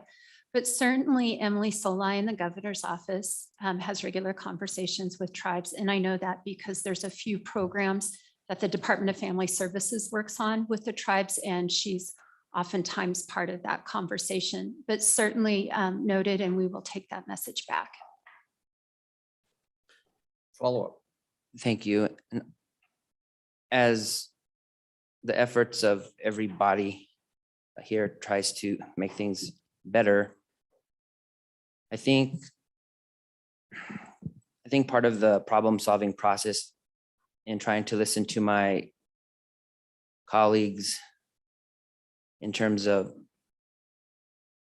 transparency, I can see how in the first effort during the Trump administration, I mean, I'm sure the sincerity was there, but I'm sure that there's sincerity lacking. I've seen that on several committee discussions.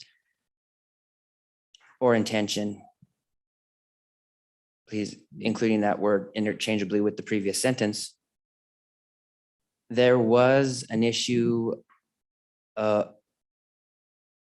should have prefaced this by, I have a nickname, 2 of them, but I'm just going to give you the first one is Donut Hole. And the reason why I'm just trying to be palatable and easy to understand is there's a lot of individuals that are, whether in the 200% of poverty or 150% of poverty, that fall through the donut hole.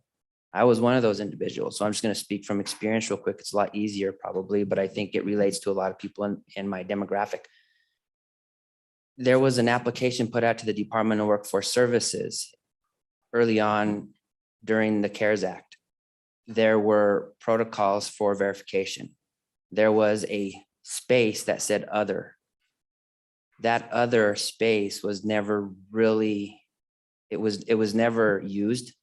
It was not used appropriately to really qualify that individual with the specific qualifying factors that you mentioned. And of course, there's a million in a different, well, not a million, but several, depending on the department. Then it changed hands, then it changed hands again. And every time it changed hands, it got more convoluted. So I think I hear, at least from that specific department that received the money, which then reallocated and Department of Workforce Service was inundated with issues. Of course, that was in part due to Department of Unemployment Insurance handing off the ball due to lack of workers or whatever.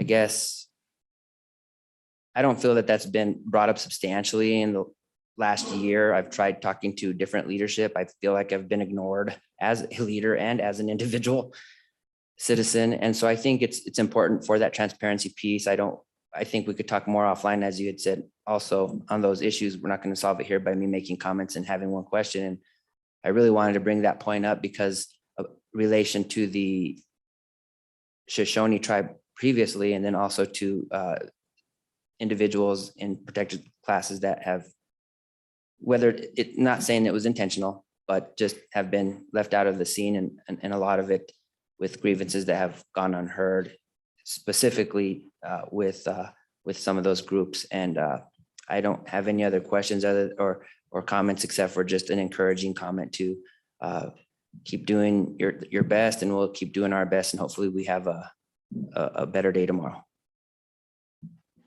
Thank you. Any comments, directors? Nope. Very good. Further questions, committee? Now, before the good directors would get up and go to a more convenient seat, I would have you look at the agenda. And one of the notes on the agenda, I know you're still filling in for Jen, and you can pick on her later, but one of the items was just a review, just an overview, if you would, of 50,000 foot of the newly promulgated federal rules, CMS and HHS, if you could.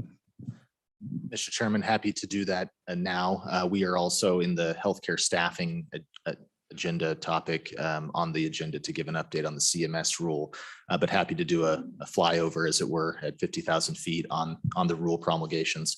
Just to update the committee, as you know, what all states have been waiting for was to see the rules for two federal vaccine mandates, one following the OSHA track, or Occupational Safety and Health Administration, for employers of a certain size that have more than 100 employees.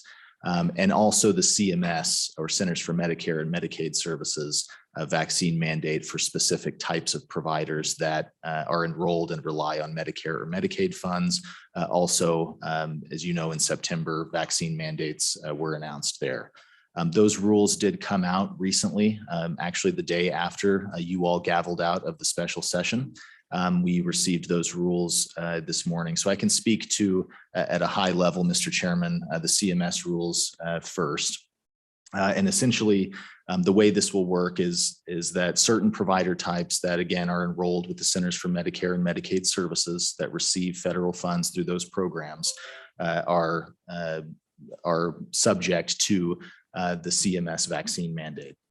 Those affected providers, I'll give you a few examples off of the list, include all hospitals, all nursing homes, intermediate care facilities, of which Wyoming has one, which is the Life Resource Center in Lander, a state-run facility, psychiatric residential treatment facilities, what you all affectionately refer to as PRTFs, which would include Wyoming Behavioral Institute, as well as St. Joe's up in Torrington, federally qualified health centers, rural health clinics, home health providers, and then a kind of a peppering list of others, but they're very nuanced. For example, if you read the guidance on the CMS mandate, It says community mental health centers, but our review of that based on the statute or the CFR that was cited is a very specific subset of community mental health centers, so that Miss Somerville doesn't have a heart attack. I don't believe any community mental health centers in Wyoming would meet that definition, but we are working with our licensing and survey and in conjunction with CMS to clarify a lot of these provisions. Mr. Chairman, members of the committee, I would give you just a brief overview of how we anticipate enforcement would work. And that is essentially through the survey and certification process. For those who may not be aware, our department has what we call an Office of Healthcare Licensing and Survey, or OHLS, which in conjunction with CMS is responsible for surveying various conditions of participation in Medicare and Medicaid. Those conditions of participation that's a very wide list. What has happened through this vaccine mandate rule is that a vaccine mandate plan has been added as a condition of participation for those types of providers that I've just mentioned. The bare bones, the basics of this rule is that those facilities have to have a plan in place to vaccinate all employees by December 6th.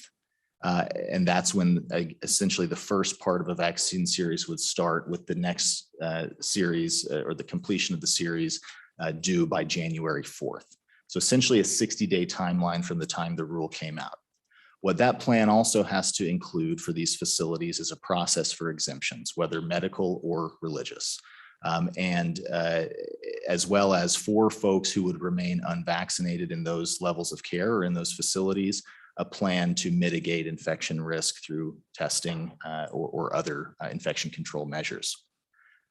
While these details are still being analyzed and worked through, again, what we anticipate is that this would be handled through the survey process when providers have an annual recertification survey, or when our surveyors go out to facilities for what we call complaint investigations.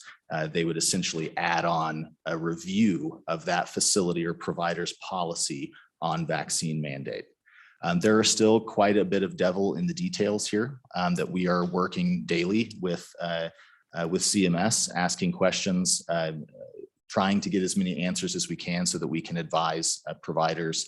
And I know providers on their own, working through their associations, have been in contact with CMS directly as well. I'll mention in conclusion, Mr. Chairman, that I believe it was yesterday, maybe the day before, in addition to the lawsuit that Governor Gordon through Attorney General Hill filed on the OSHA mandate, a similar lawsuit has been filed with some partnering states on the CMS mandate. I cannot give you a timeline on what that will look like in the judiciary, but as many of you know, on the OSHA side, the employer mandate, for lack of a better term, a judicial stay was put in place on that mandate about a week ago, if memory serves. Again, I don't know what the resulting injunctive relief or judicial stay will look like on the CMS side, but that has been filed, and Wyoming is a part of that.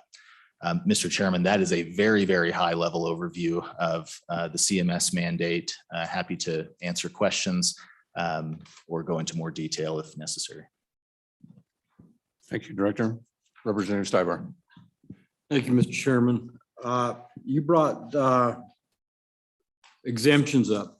Who's going to be in charge of them exemptions, of approving them? Is it going to be the Department of Health or the employers themselves? And how are you guys going to monitor that? Mr. Chairman, Representative Stivar, in the CMS rule, that process for exemptions, the onus per the rule, per the law, is on the facility. So CMS will look at those processes to see, and I'll give you some of the language that's in the guidance, for example, on medical and religious exemptions, that it uses applicable federal law and definitions. Again, Department of Health on the state side will not have a role in verifying or approving adult vaccine exemptions. We don't have a role in that now. We do on the child side for schools, for school required vaccines, of which the COVID-19 vaccine is not a part of. It's not required for school attendance. But Representative Stivar on the CMS side, that will be on the facility. My understanding, but it might be a little bit naive, it's not my wheelhouse. On the OSHA mandate side, I believe that exemption process also falls on the employer. Follow up, Representative Stiver. Thank you, Mr. Chairman. But the schools, how do I want to put this? In the statutes, it says any vaccine. If you look on your website, it just says mandatory school vaccines. This says all vaccines in the statute. So that needs to be clarified because I know rumor has it, schools are going to start vaccinating these kids. If the parent doesn't want it, do they have to go through and get an exemption? Mr. Chairman, Representative Stivar, again, we don't write the statutes, but the process right now for mandatory school vaccines per statute it is a partnership between the school and the Department of Health on exemptions to those school required vaccines, again, of which COVID-19 vaccine is not part of that list. So two things, we do not have a role in anything related to adult vaccine exemptions in the Department of Health. We just have a role on the school required vaccines. Follow up. Go ahead. But on your state form, which is right here, it says, the mandatory school vaccines. What is it? Wyoming statute 214309. But it also says lists all specific immunizations to be exempt. And I know the one I've got here in my hand, or both of them, say all. Just let me insert something here. Is I believe if you go back to the rules, I believe, and without looking it up, I think that those specific vaccinations are spelled out in the rules specifically, and COVID-19 is not included in that list. And so I think even though that says all, COVID-19 is not included in that vaccine list. We're talking MMR, we're talking pertussis. It is not included in that list. I believe it is spelled out precisely what that includes. Go ahead, Director, if you had, I'm sorry to No, interrupt. Mr. Chairman, that's correct. The specific vaccines are approved by a committee, again, I believe set up by statute to have a list of the required vaccines for school attendance. Okay, Senator Hutchins. Thank you, Mr. Chair. Mr. Johansson, you said a couple things that I don't know if I heard you correct. You mentioned the CMS was involved in a lawsuit or they have initiated a lawsuit on the mandates. That's question number one, if you don't mind, Mr. Chair. Mr. Chairman, Senator Go ahead. Hutchings, apologies if I wasn't clear. The state of Wyoming is now engaged in two lawsuits against the federal government, one on the OSHA mandate and one on the CMS mandate. So other way around, state of Wyoming is suing the federal government, not CMS suing us. Okay, gotcha. Follow up, go ahead. Thank you, Mr. Chair. So CMS stands for, just to let everybody know what CMS is.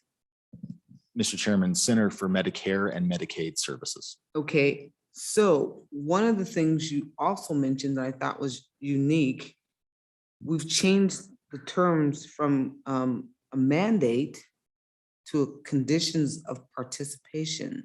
What does it mean, condition of participation? Go ahead, Director. Mr. Chairman, Senator Hutchings, I think I'll clarify that the vaccine mandate that everybody has seen and read about will be enforced through a condition of participation with Medicaid and Medicare. To reiterate, there are various conditions of participation that by nature of a provider, for example, a hospital or a nursing home, being enrolled and accepting Medicare or Medicaid funding has to meet various conditions of participation that are surveyed on a regular basis by CMS, sometimes through the Department of Health.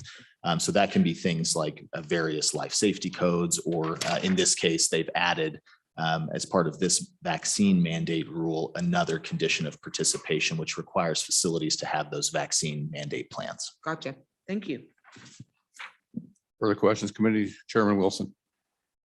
Thank you, Mr. Chairman. This isn't so much a question for Stefan, but I just wanted to let the committee know. So the weekend before last, I spent a jolly time over the weekend reading the entirety of the CMS regulations and the OSHA regulations, which adds up to somewhere around 500 pages or 600, maybe 700 pages. Anyway, I have highlighted some things in these regulations about things that we either attempted to deal with in special session or elsewhere. I'll just read a sample, because if you want me to send you my highlighted version, rather than ask for Mr. Johansson to summarize, of course, then you're reliant upon my highlighting. But for example, the question about the exemptions. So I'm reading on page 53 of the CMS regulations. Accordingly require that providers and suppliers establish and implement a process by which staff may request an exemption. And then it says, with regard to recognized clinical contraindications to receiving a COVID-19 vaccine, facilities should refer to the CDC informational document. So if you look at that, just for your information, basically the only medical contraindication that CDC recognizes is a bad reaction to the first of the 2 vaccinations. Then the next page, page 54, requests for exemptions based on an applicable federal law must be documented and evaluated in accordance with applicable federal law, preempts the, and it just say, this IFC preempts the applicability of any state or local law providing for exemptions to the extent such law provides broader exemptions than provided for by federal law. In other words, I'm not saying that I agree or anything. I'm just saying they are going on the preemption. And obviously that's why the governor's filed a lawsuit. So if anyone, I've highlighted both this and the OSHA regs. If anyone wants me to email you my copy, just talk to me later. I won't take a list right now. And I'm not extending that to the state of Wyoming, just to my fellow committee members.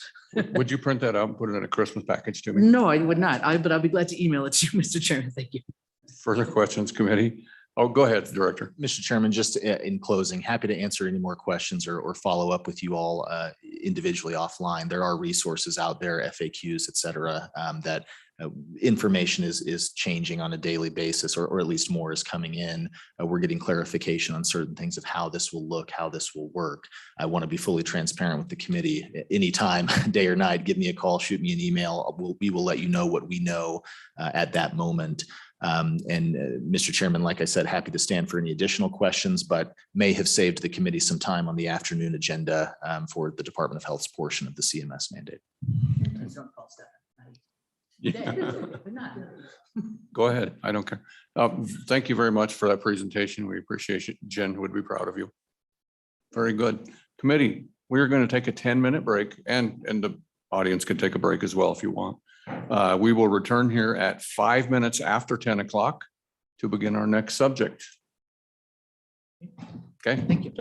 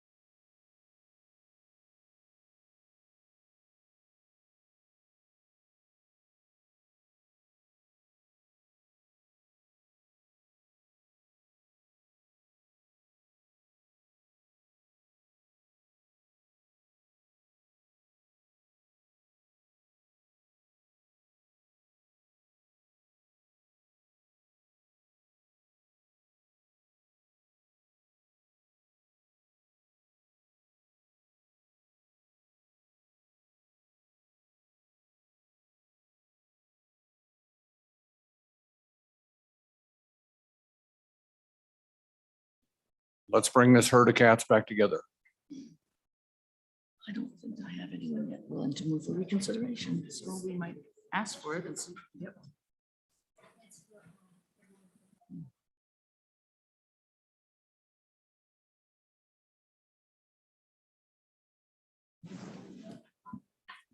Are we back online yet?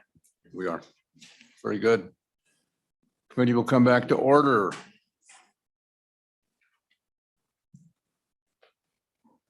I gotta find all my stuff here. I'm sorry. Next order of business, committee. As we move ahead, we are now only 10 minutes behind schedule. We're improving or we're worsening or something. Next Mr. Chairman, bill for our consideration or item is the pharmacy benefit manager regulation. It says working group update, but you will note that we have a bill draft that we will be working with, and we will work through that. I'm going to give a little bit of leeway here because I'm the boss this morning. I can do that. Chairman Wilson has prepared some things as she looked through the bill draft. Rather than just wait until the regular amendment process, I kind of wanted her to go through and just look at some of the changes that she noted that would be helpful in the bill. And then, of course, we'll present it in the amendment process. But we'd like to that before we actually start working through the bill. So Chairman Wilson, if you would like to just give those to us and tell us all about what your thoughts are. Oh. Just a reminder, if you want public comment. Oh, okay. Put that on pause. Very good. That's my real boss. I'm not the boss myself. That is, we forgot to get public comment on the last subject. I know that we will be reviewing some of those things again this afternoon, specifically in items. So I would ask for public comment about the last subjects, if anyone in the audience or online has any comments they wish to make. And I believe Katie had one.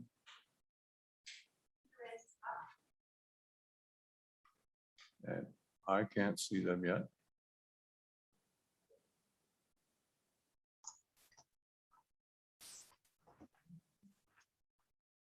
I see Mr. Ramsey Scott over there in a very small square. Go ahead, sir.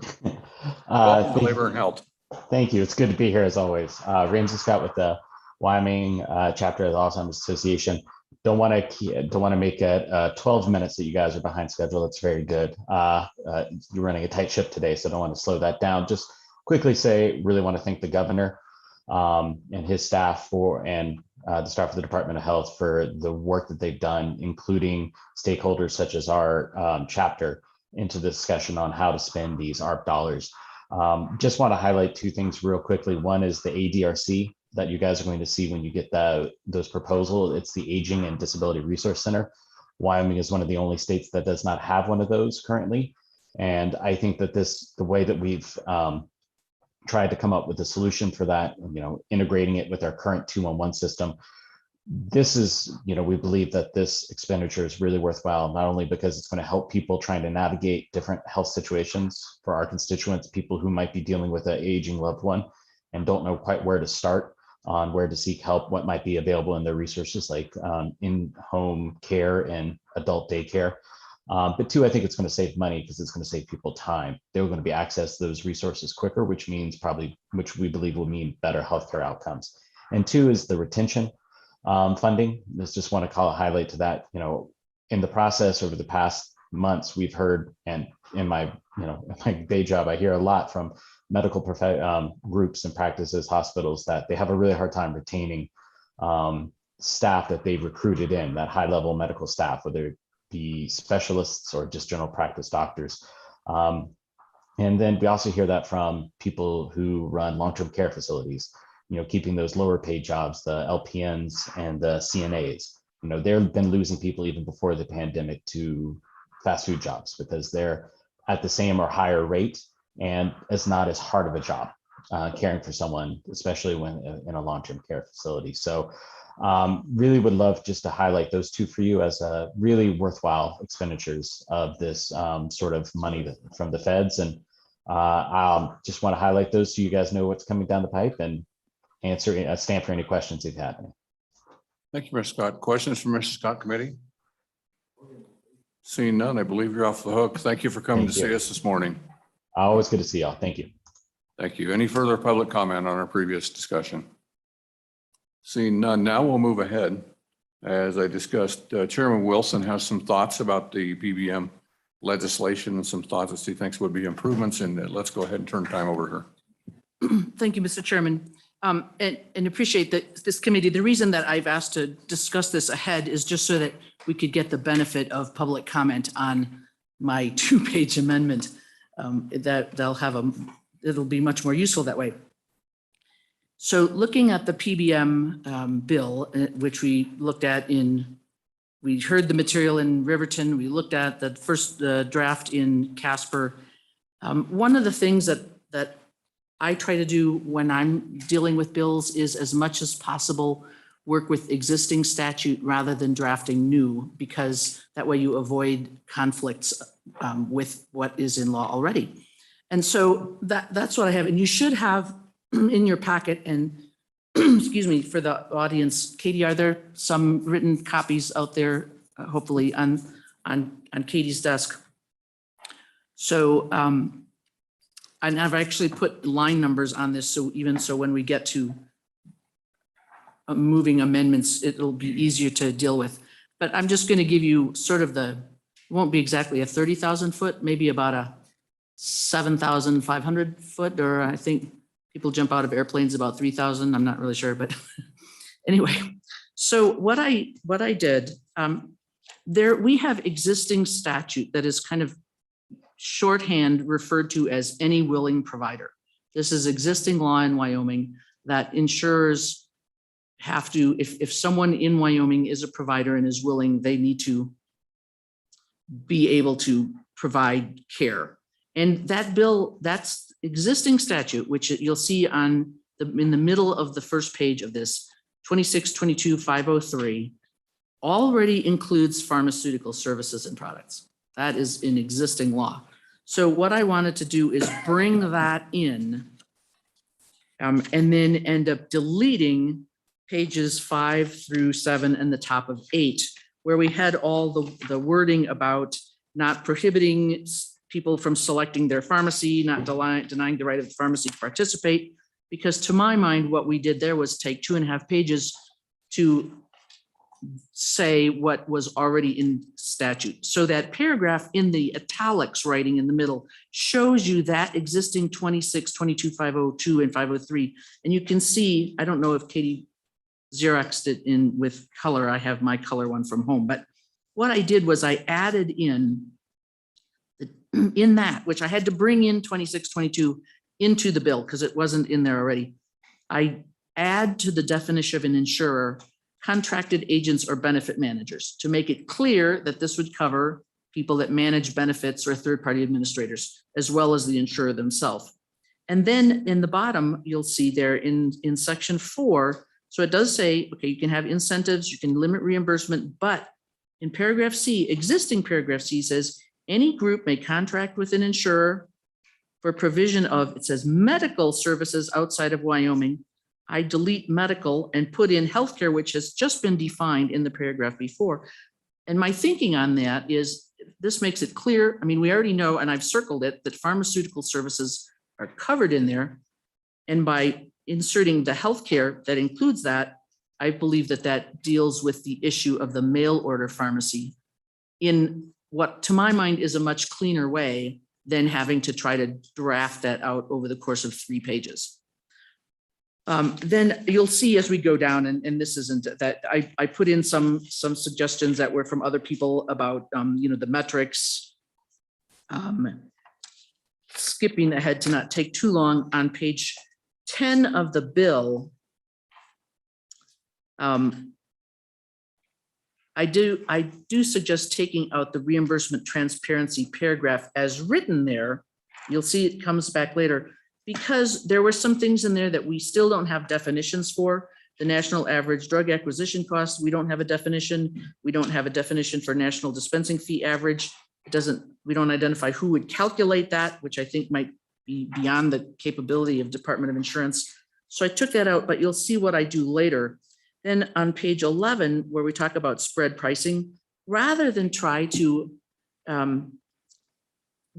deal with private contracts between private companies and their private, I mean, I really feel a little bit tentative about having the state plunge into regulating private contracts. But what we can regulate is what the state does.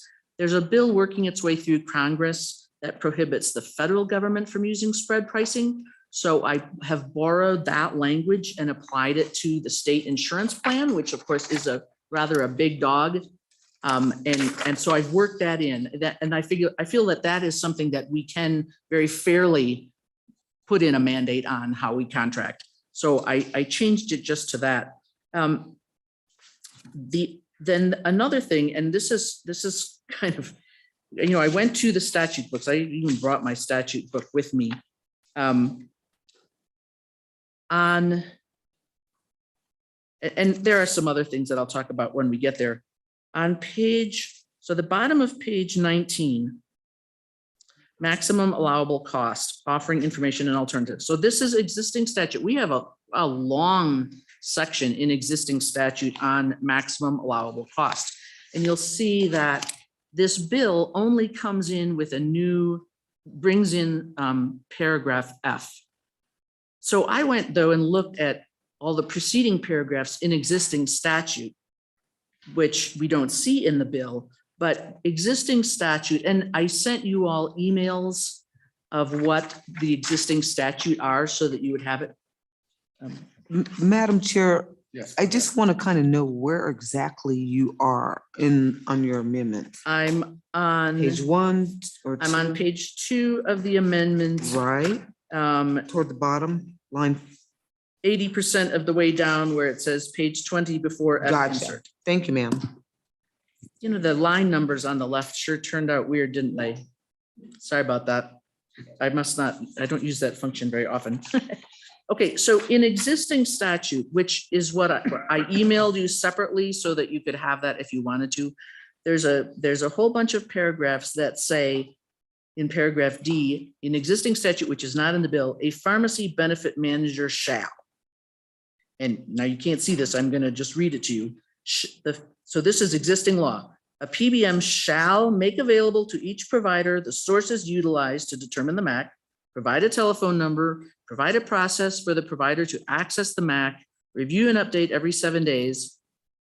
Okay, so that's existing statute. So what I did was sorry, I'm finding my bit here. I inserted a new line, which to my mind solves the problem that which was a lot of what I heard. What I heard from pharmacists was that it really torqued them when a patient would come in with a prescription and they will, you know, check, make sure the person is covered. They will see what the MAC is. They will give the person their prescription for $20 or whatever. And then 3 weeks later, find out that, gee, now I'm only going to get paid 11. I mean, that's what I heard. And so what I will propose when we get to that point, and this is where it says page 20 before F insert paragraph 6. So that's into existing law. Reimburse the provider for a drug using the MAC price that was in effect on the date the prescription was filled by the provider. And then what I do in the bill on page 20 is actually strike that new language in the middle of page 20 where it says that if the pharmacy can't buy it at that price or wasn't able to buy it at the price, then the PBM has to readjust. And I do feel a little bit like it's not really on the PBM to make up for how the pharmacy buys things. I understand the problem. So what I tried to do is address it by saying you have to at least pay them on the price it was when they were filling it. So they know what they're going to get paid. Because in the bill that's before you, that the work group drafted, we say, sorry, on the bottom of page 20, they have to pay the same as what they pay affiliates. And then on page 21, paragraph K, a pharmacy may decline to fill a prescription. So what I was attempting to do was minimize our regulation of private sector activities and just clean that up a little bit so that the pharmacist, and I grant you, they may not want to turn away their patient and say, well, I'm not fulfilling your prescription. I get that, but at least they would know upfront what they're going to get reimbursed. I mean, when you go to the doctor now, right? If I go to my primary care provider and they see that I'm on TRICARE and they can look and see, well, an intermediate primary care visit will pay, I'm making something, $120. It doesn't change 3 weeks later, right? So I felt like that would just put them on the same process as is normal for anybody without telling people, well, you have to figure out what your suppliers' costs were and meet them, because that doesn't seem to be the way we behave in the world normally. So that, and then I did insert upon input, which you would also received from Department of Insurance, their conversation with other states was that there is a cost to enforcement, and especially seeing, as I inserted at the beginning, as I said, the any willing provider language. Who knows, there might be more enforcement from that on other types of providers. So I did put in the Department of Insurance's request for a full-time position and $189,000, but that's from special revenue. That's not general fund money. That's from what they get from insurance companies to operate. Their entire department works that way. So Mr. Chairman, back to you on how you want to handle, if we want to just talk about that later in the proper procedure. But thank you for letting me present information on that so that the audience could make comments on that as well. And I think what we will do, Madam Chairman, is we're going to give them some time to stew that over and think about it. And we'll talk about it when we get done actually going through the bill. So at this point, what I would do is ask Senator Hutchings, Representative Flitner, if you could, can you go out there with Mr. Brody? Because he's lonely. I do. And let's just work our way through this bill as it stands. And then we'll move forward from there and do testimony. I would remind the audience, those who weren't here talking about muddy roads when we started this morning, I just looked at the temperature outside. I believe it's 38 degrees now, at which point snow melts and the road becomes mud. So let's not get bogged in the mud. Let's try to stay on the road if we can. So we're not going to hear a lot of the testimony we've already heard in our previous two meetings. When we actually get to testimony, I'd like to hear the new stuff. And those who have already testified, I know it's fresh in my mind. I suspect it's fresh in everybody's mind here. So we kind of like to avoid getting caught in that mud and sliding off the road down a cliff. And let's try to Chairman? keep on the road. May I stick it in four-wheel drive? Chains if you have them, ma'am. I like to put. So at this time, I will turn time over. The three of you can handle this any way you want, but let's go ahead and go through the bill. Mr. Chairman, can we give you kind of an idea of what we're going to do? So what we'd like to do is have Mr. Brody go through the bill, and at the appropriate times, we have the doctors here that would like to get up and insert in their comments on the importance of this in the bill to help you guys all understand specifically what we're saying in as expeditious way as possible. Get that in, get it done. So you will see a change of people at the podium here. And I want to thank the chairwoman for her input, some good, some a little questionable, and I know we'll all go over that. One of the things that you asked that I'd like to interject before Mr. Brody gets started, at the last meeting, there was an inquiry as to, or some comments as well, as to price increases to the customer. We've sent out a research team with NCSL, if I'm allowed to say that, and they provided me in an email some data that I hope will be helpful to you all, saying so far, so good. Prices have not increased for the customer. We also have someone who's willing to talk to our state, what was it, the insurance guy, Mr. Hay, on how we can save money as a state. So that's information. I hope that's new to you. That seemed to be a concern last time with this legislation. So I wanted to get that out first. Thank you, Mr. Chairman. And I would make a request to you all that as we proceed, that the committee may have questions as we go. If that would be Yes. fine with you, we may stop you periodically to ask questions, very intelligent, straightforward questions, I believe, which I see one right now.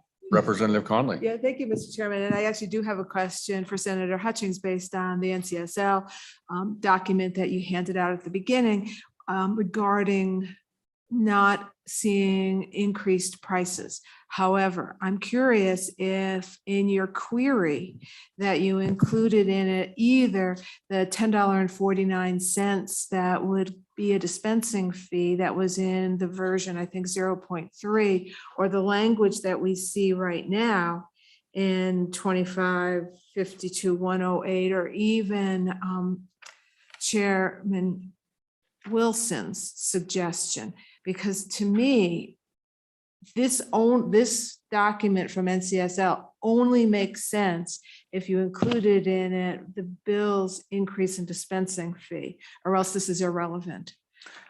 Senator Hutchins.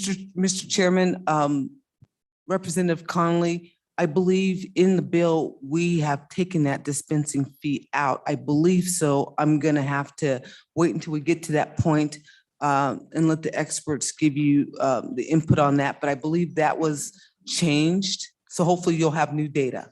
Mr. Chairman, that wasn't my question. My question was about when you made your query to NCSL, did you include in it either? Gotcha. Right, the 0.3 version or this 0.5 version, both of which talk about dispensing fees? Gotcha. Mr. Hutchins. Chairman, Representative Conley, no, I did not even mention that in the bill.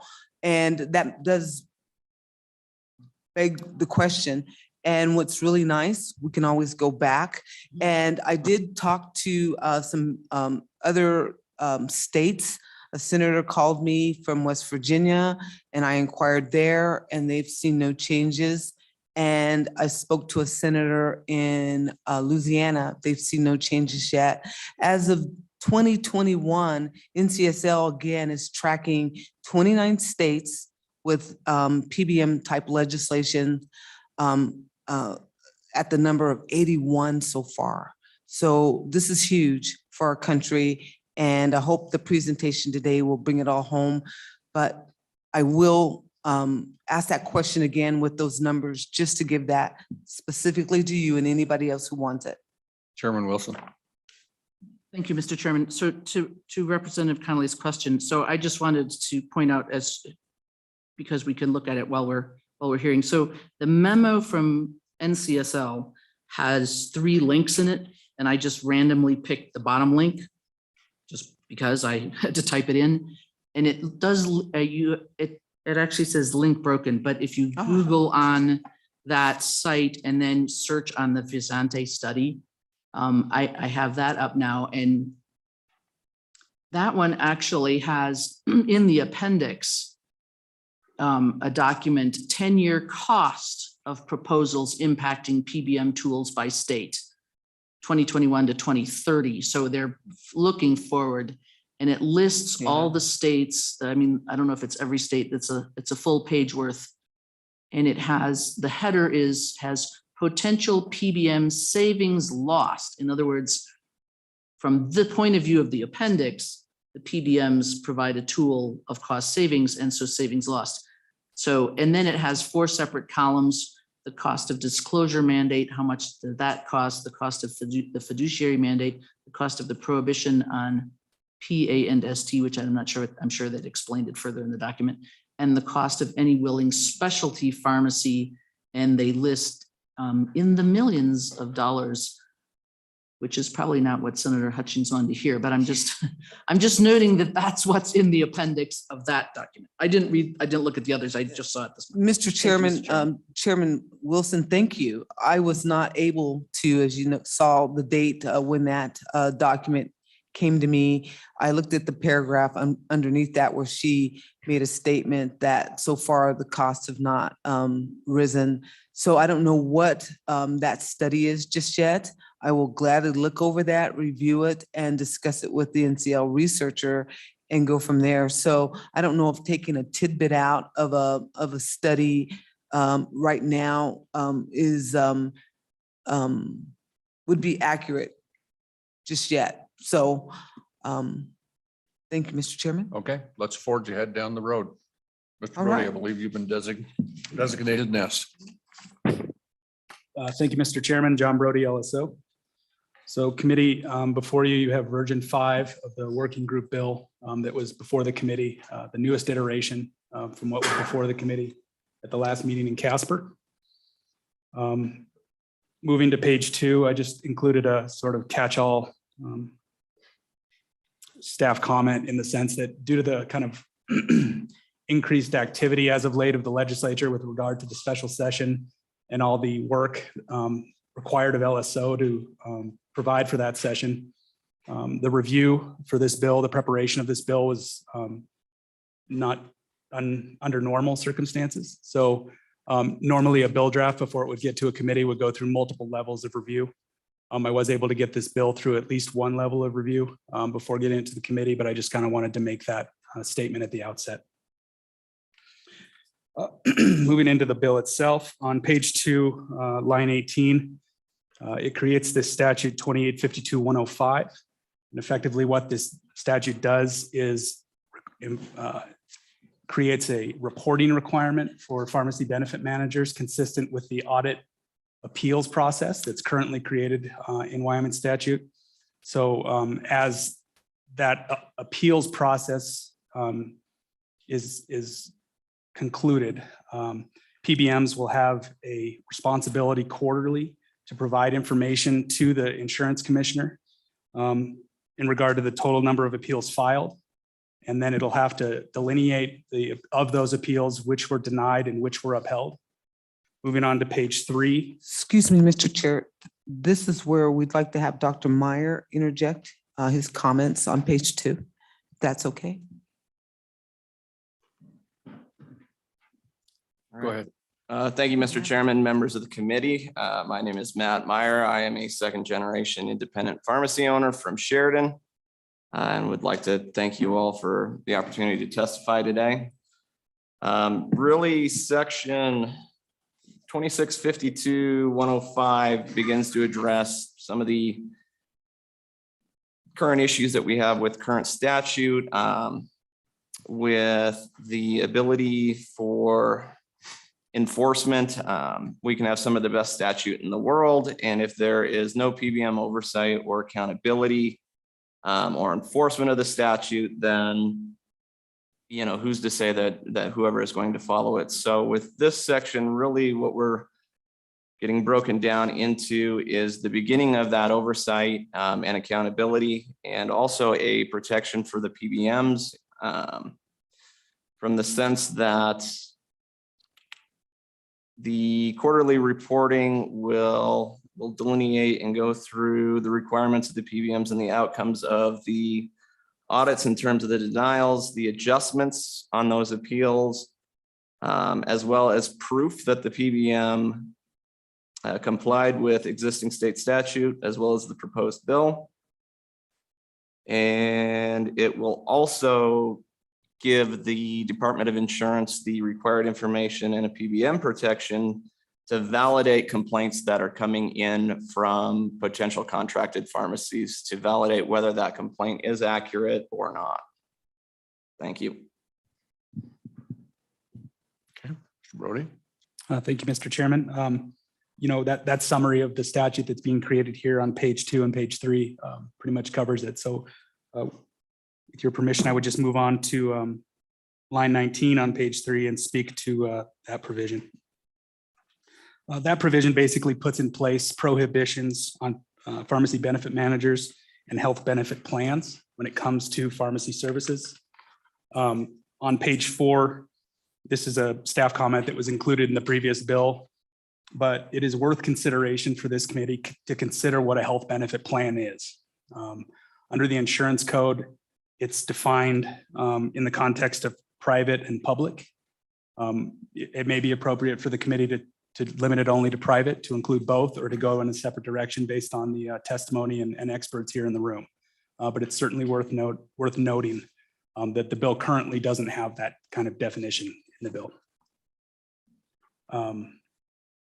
So moving to page 5, these are the paragraphs which are going to delineate the prohibited conduct. So basically what paragraph 1 is going to do is provide a choice of pharmacy by the individual. So PBMs can't interfere in a covered individual's choice of pharmacy. Paragraph 2 is sort of related in the sense that a pharmacy has a right to participate in I guess, benefits that would be provided through a pharmacy benefit manager. As long as they agree to the terms of the plan that is kind of the umbrella for the circumstance. Paragraph 3, beginning on line 21, basically, a pharmacy benefit manager can't exert any undue influence as to a choice of pharmacy, as long as that pharmacy is participating in the insurance plan that's providing the pharmaceutical coverage. Page 6, line 4. This relates to choice of pharmacy. Basically, it prohibits PBMs from reducing the reimbursement for any pharmacy that was chosen, as long as that pharmacy is participating under the attendant plan. Line 11 makes it so that equal conditions for all covered individuals, basically that all covered individuals have the same thing going for them, so that no one's treated differently. Line 17 basically prohibits exclusivity when it comes to mail order prescriptions. Moving on to page 7, well, line 22 on page 6 and then on to page 7. That last paragraph 7 basically requires equality between mail and in-person pharmacist services. So that's the gist of it. I won't go into detail, I guess, if there aren't any questions, and there's certainly experts in the room if they want to speak to it. Beginning on line 11, we're in a different subsection of that statute, so we're not speaking to the prohibitions that apply to pharmacy benefit managers and health benefit plans. But subsection B basically applies to health benefit plans and pharmacy benefit managers, in the sense that if a new plan is going to be created or made available, the pharmacy benefit, I believe, the provider of the health benefit plan has to make enrollment in that plan available to all pharmacies in the geographic location of where the benefits would be provided. So essentially, it just opens up the ability for pharmacies in the area to be able to participate and provide pharmacist services under the specific health benefit plan. And it would have to be under identical reimbursement terms. So all pharmacies that are going to participate would have to be treated the same. Moving on to page 8, line 7. We have a question, Mr. Barr. Go ahead. Thank you, Mr. Representative Chairman. Conley. And I'm not exactly sure, again, about how you want to do this, but Chairman Wilson has us deleting all of what Mr. Brody just went over, is my understanding of it. And so I'm curious about how you want us to talk about the combination of this amendment and walking through the bill. I would just hold that in the back of your mind, as I would instruct you. Yeah, and Okay. that's the back, yeah. Okay. And just hold on to it, and when we get actually discussing the bill, we'll work it in. Okay, thank you. Go ahead. Thank you, Mr. Chairman. And then page 8, beginning on line 7, basically what this allows for is a private cause of action to enjoin any conduct that is in violation of this section. So beyond the powers that are already provided to the commissioner under current statute, this would allow another avenue of redress to any individual or pharmacy that was essentially damaged through misconduct. And then, Mr. Chairman, I don't know if I should pause there for anything or if I should continue.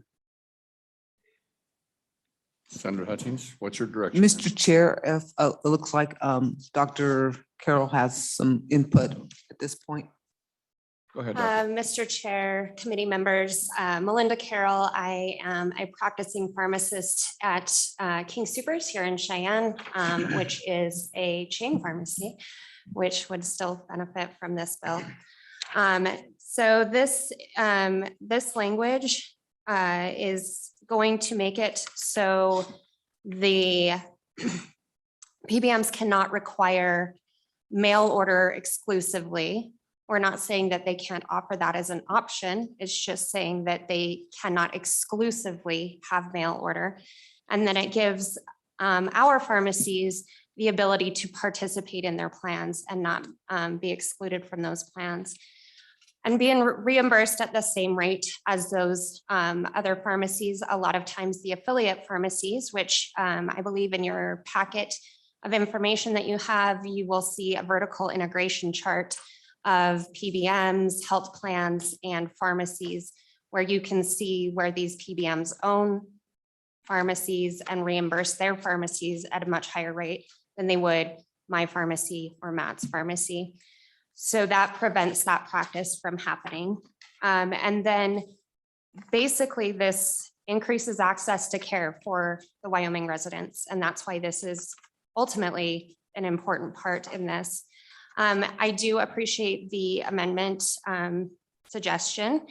One quick note there, pharmacists in Wyoming are unfortunately not considered providers. I would love it if you guys would like to address legislation or statute on that and make us providers. I would be thrilled with that, but we are not currently providers in Wyoming. Senator Chairman Wilson. Thank you. So actually, Ms. Carroll, I have a question along the line. So in the Healthcare Reimbursement Reform Act of 1985 that we have in Wyoming statute, and that's what I'm referring to in the amendment that I proposed, which we kind of loosely refer to as the any willing provider law.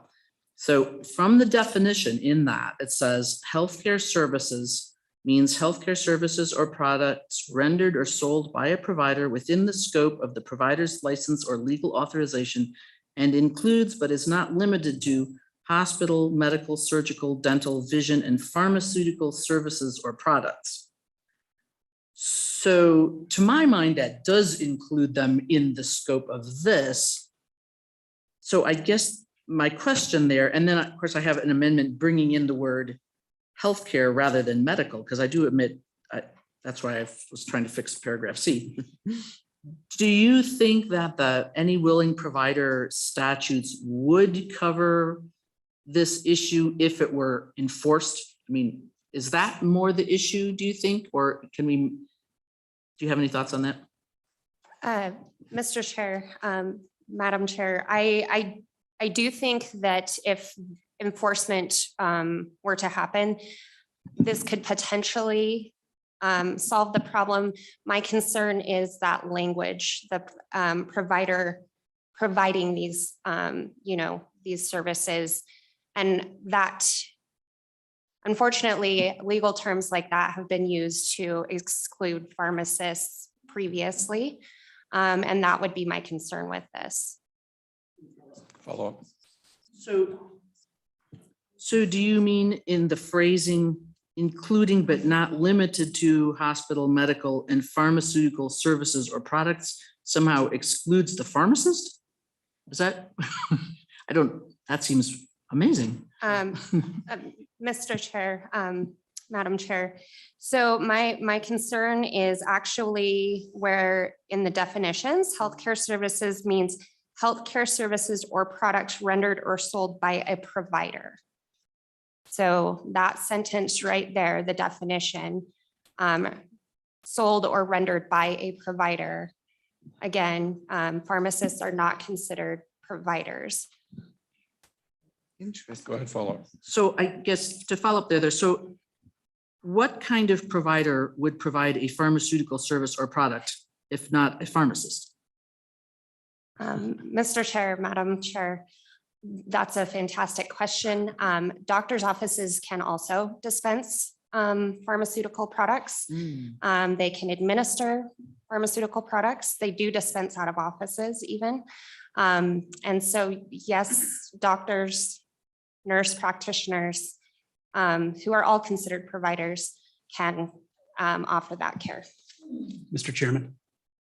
Mr. Chairman. Your voice, we're getting exchanged. Yeah. I feel like, have you ever lit? No, that's a long Make story. him wave. Yeah, of Noah, the story of Noah, where he says Noah. Resort to hand. That's kind of what you remind me of. Go ahead, Mr. Brody. Just for the benefit of the committee, the Healthcare Reimbursement Reform Act also has a definition of provider included. It's pretty broad and not all that specific when it comes to what types of providers would fall under the definition. I would assume that it's fall into rulemaking. So perhaps, depending on the committee's will, that definition of provider could be, some specificity could be added to it to assuage any heartburn that people may have, but just wanted to add that. Further questions before we proceed? can just- Oh, we got another follow-up. So just for the committee's insight, because I did email you all the Healthcare Reimbursement Reform Act text as well. Thank you. In the definitions of that, the word provider means an individual or entity licensed or legally authorized to provide healthcare services. And you might say, what is a healthcare service? And that's the paragraph I was amending that says healthcare services by a provider within the scope of the provider's license includes but not limited to hospital, medical, surgical, dental, vision, and pharmaceutical services or products. I think if it's being interpreted to not include pharmacists, that seems beyond, that seems to me to beyond I mean, Yeah. I personally think that this should certainly include pharmacists, and it seems to be clearly that it ought to. Anyway, we can't help, I mean, then that may be an enforcement issue rather than okay, that's all. I'll stop now. Mr. Chair. Okay, Doctor. Mr. go ahead. Chair. Mr. Chair, Madam Chair, I would agree with you that it seems absurd that they wouldn't include pharmacists. However, where that strife comes from is because we are not included in Medicare or Medicaid as providers. And so based on that, that is why we get excluded. So, and that's federal government that hopefully maybe one day will change those. We did try and pursue a bill, I believe, last session that would have included us in Medicaid as providers, and that bill did fail. So again, my concern is just that word provider, so. And that's how I would note that insurance companies typically follow the Medicaid and Medicare, not guidelines, but their example. Say, aha, they're not a provider. We can't pay you for doing whatever service we're talking about, giving a shot, doing immunization or whatever. And that's the glitch. And I'm not an attorney, so. Senator Hutchings. Really quick, Mr. Chairman, thank you. Dr. Carroll mentioned something in our packet, but she didn't tell us what exactly that was. Can you show us where you were when you mentioned that so we all can follow along with that as well? Go ahead, Doctor. Mr. Chair, Senator Hutchings, I unfortunately do not have that packet with me. I would love to show you the page that I was referencing. Your Honor, she's coaching the witness. Yes. Try not to, sir. Just want clarification. Mr. Chair, Senator Hutchings.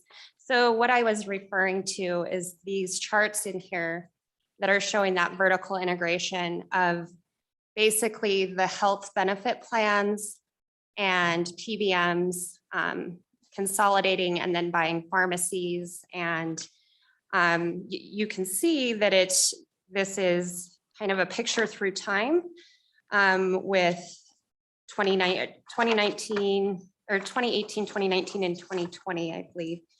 And it shows kind of at the very end, 2021, excuse me. So if you look at it, the insurer is up here, the PBM is here, the specialty pharmacy that they own is here, and then provider services. And as you can see through time, it has become less and less options, less competition, and more control in the market of these particular companies. Very good. Further questions? Let's proceed. Thank you, Mr. Chairman. So picking up on page 8, line 12, subsection A, what this does is it prohibits pharmacy benefit managers from retroactively denying or reducing claims that were finally adjudicated, meaning that they've gone through the appeals process and all sort of disagreements perhaps over the method and result have been dealt with. The only exception to that as written is that this doesn't apply to claims that were submitted fraudulently. Moving on to subsection B on line 21. Basically, this prohibits a pharmacy benefit manager from charging a fee for any of the process that's a part of a appeals process. for the adjudication of that claim. And then it kind of goes through sort of the conditions for that prohibition. Moving on to page 9, line 11. This details some practices that a pharmacy benefit manager cannot engage in.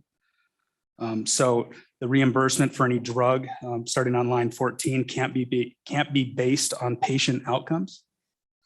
There's a distinction to be made in that paragraph, or in that paragraph, that reimbursement for pharmacy services can be based on patient outcomes. So I just wanted to make that distinction for the committee.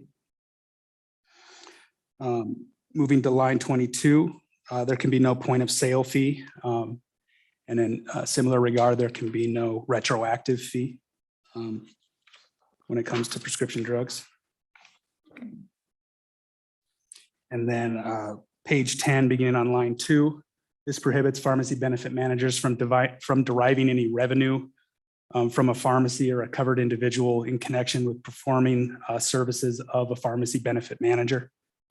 We make clear that this paragraph doesn't include or doesn't preclude the pharmacy benefit manager from receiving funding through deductibles and co-payments. Then I don't know, would you like me to pause there or? Mr. Chairman and members of the committee, I think that this section is extremely important to us as business owners and as pharmacy owners, based on the fact that it is really limiting the non-transparent accounting practices and contracting practices that we are currently seeing being performed by pharmacy benefits management groups.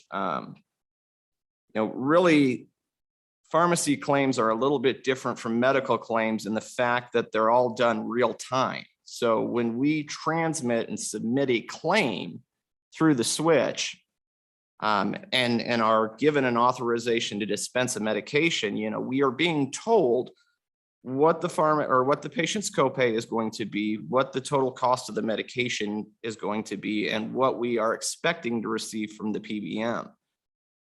Then we turn around and weeks later are told, well, yes, we told you that this was what we were going to pay, but then we've turned around and we've added these additional fees. We're clawing back part of that reimbursement due to generic effective rate contracts or other types of contracting practices that just makes the accounting, number one, a nightmare, and number two, without the transparency, there's no way to ensure PBM compliance with what they're charging back is even accurate.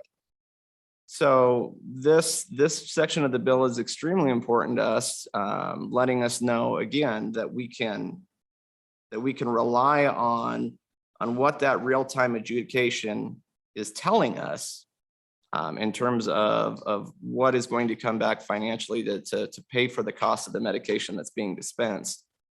The other section that is very important to the pharmacy industry is, a product costs what a product costs. Basing outcomes or a patient's choice and somehow tying that back to the product itself seems unrealistic. It seems a lot more realistic to base those metrics and those quality standards and those outcomes on the pharmacy services that's being provided and tie those fees back towards, again, the potential dispensing fee or any of those other pharmacy benefit services that go along with the sale of the prescription, not so much the prescription or the medication itself. Thank you. Questions, comments? Okay, let's proceed. Thank you, Mr. Chairman. Moving on, so page 10, we'll pick up at line 8. This is in regard to pharmacy reimbursements.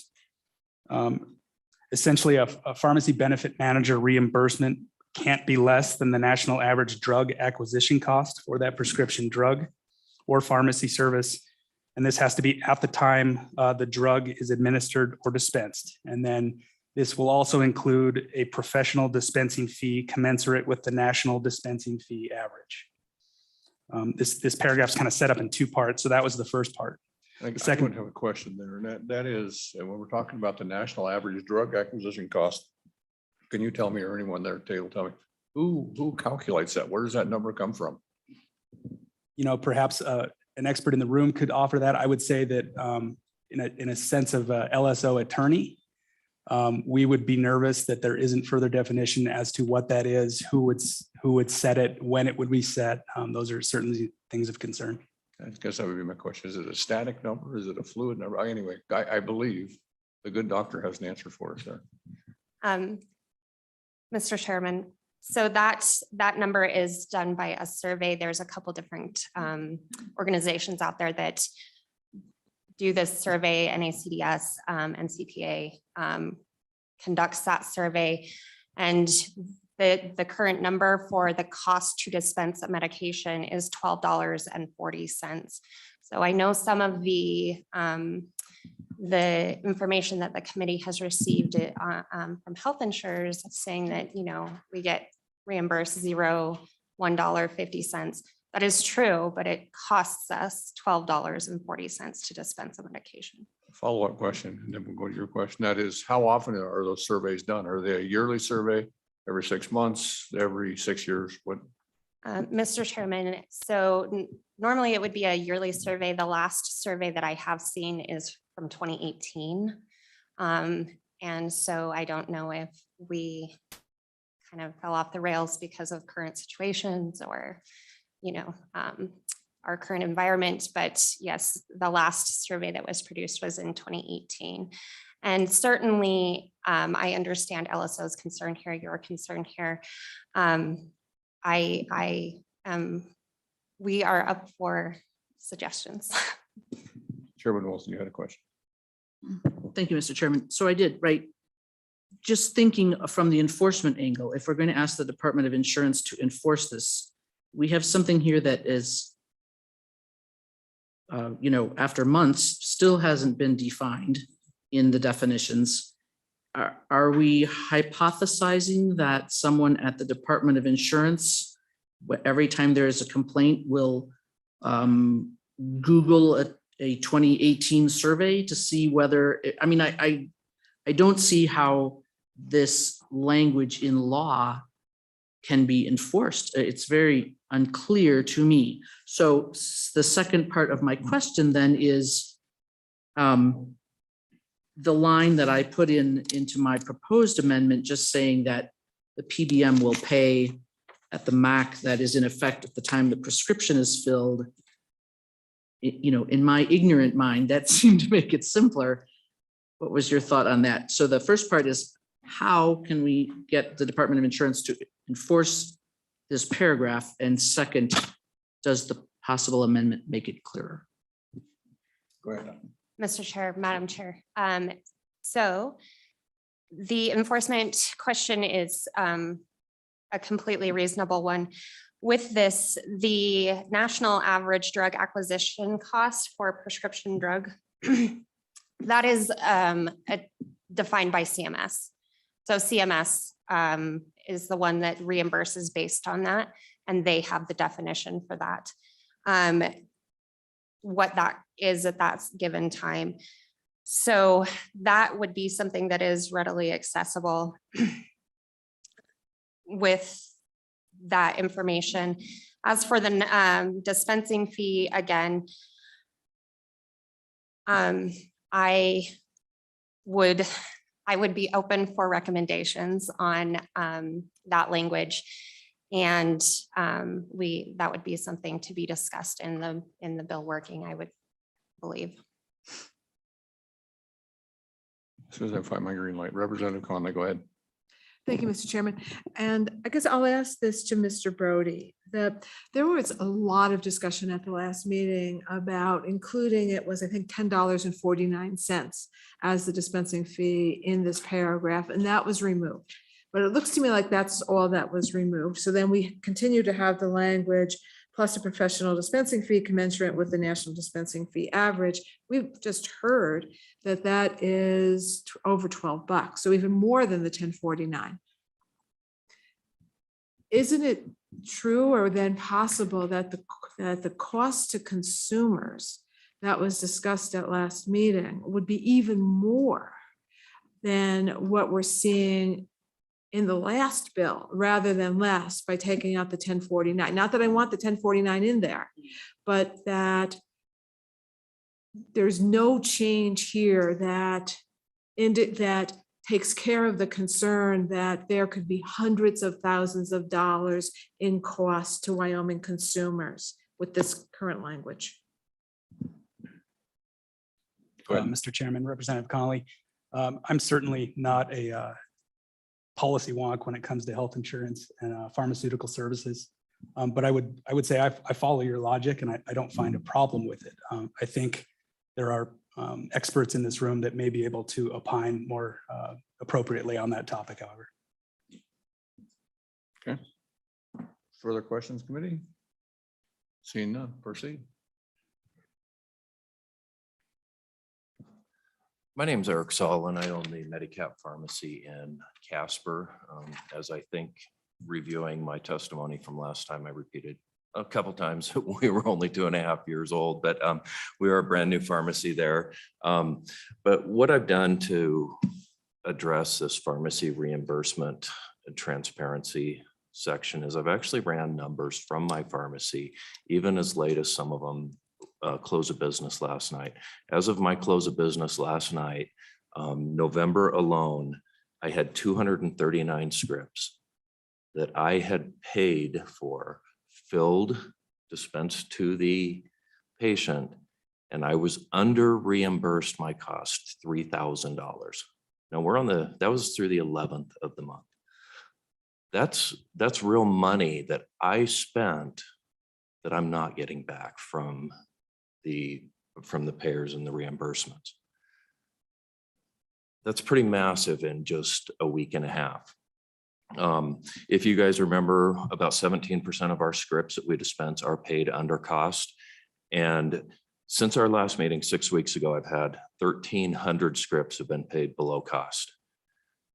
That's over a week's worth of work that not only have I not gotten paid for in my pharmacy, I have paid to do, because I bought those scripts and I sold them for less than I got, than I received in reimbursements.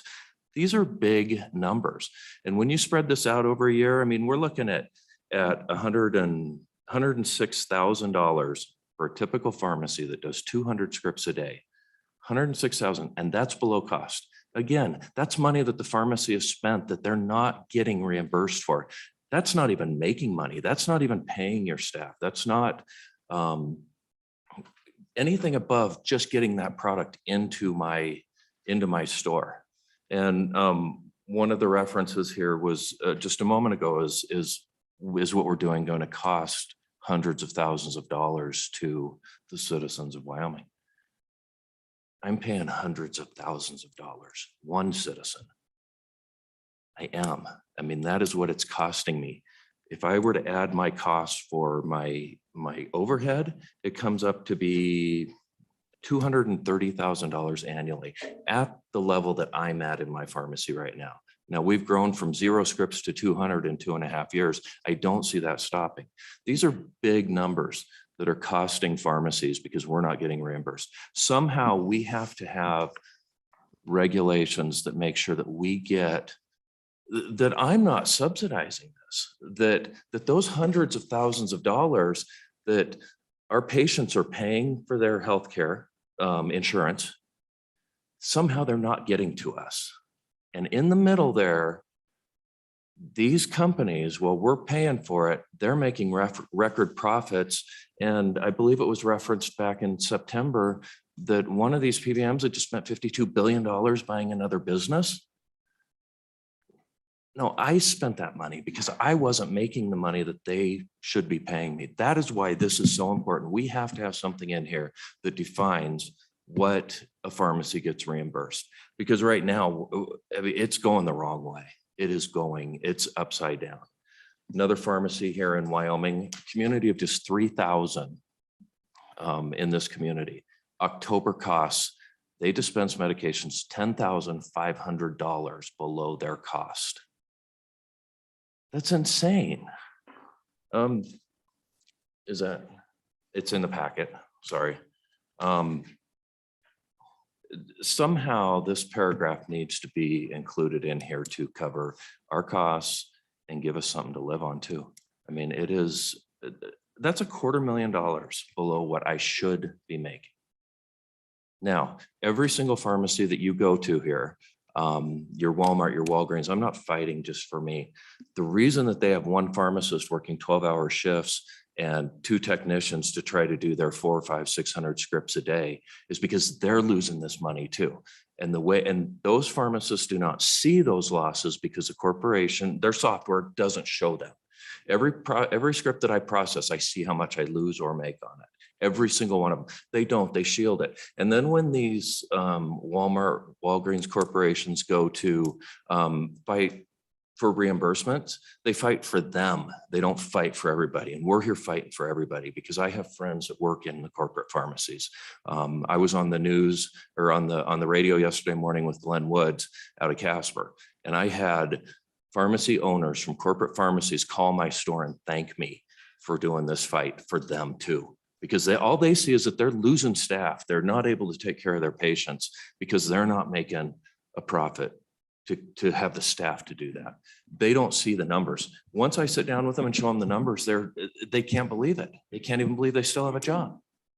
I probably rambled on too long. Thank you. I'm sorry. I just noticed we I'm were gonna sliding off the road a little, Take another. look, rehashing sorry. the muddy road we've been on a little I'm bit, but sorry. thank you. Let's proceed with the bill. Go ahead.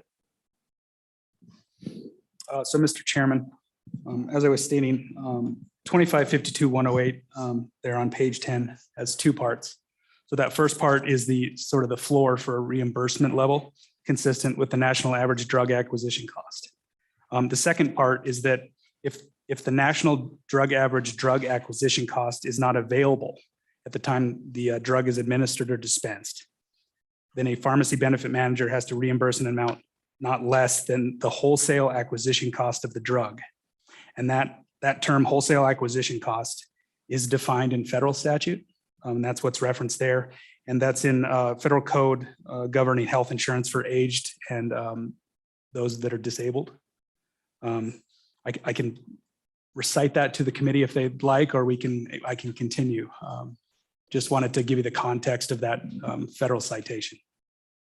Let's go ahead and proceed.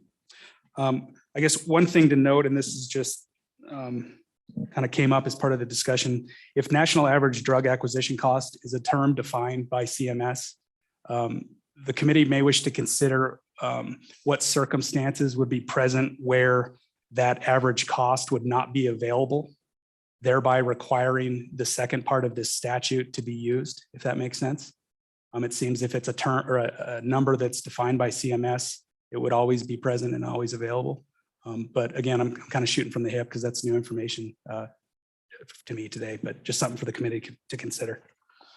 Moving on to page 11, just the staff comment, and this has been touched upon, but a lot of these terms are not defined. When it comes to the acquisition cost, perhaps it'd be appropriate for the committee to cite that what that's referring to is the amount that is determined through CMS, for example. But certainly it's up to the committee on which direction they would like to go. Moving on to page 11, beginning on line 15. What this provision does is it prohibits pharmacy benefit managers from imposing requirements upon pharmacies, essentially that are more stringent than state and federal licensing requirements. So the committee will recall in prior meetings that there was testimony whereby pharmacy benefit managers were requiring additional training or additional sorts of parameters for the dispensing of special medication or specialized medication. So I think that'd be one example of where this statute would come into play. I don't know, do you want me to pause or should I continue? Mr. Chairman, members of the committee, I'll be real quick on this one since it's pretty straightforward, but really this section of the bill is is aimed at maintaining the integrity and the regulatory authority of the state board, the FDA, and the DEA. Neither PBMs nor accrediting organizations are regulatory agencies, and they have no business regulating, what I may or may not dispense or to the general public in any way, shape, or form. It also is a freedom of choice scenario, protecting the patient's right to choose by not implying more stringent accreditation requirements for participation in networks. And, lastly, it's important to remember that specialty medications have no definition. Each PBM is allowed to define what a specialty medication is and what that applies to. Thank you. Questions before we move on, committee? Nope, let's go ahead. Mr. Chairman, page 11, beginning on line 24. This provision in subsection A prohibits the practice of spread pricing as a mechanism for which pharmacy benefit managers will recoup revenue or receive revenue. Within that provision, it also provides a definition of spread pricing.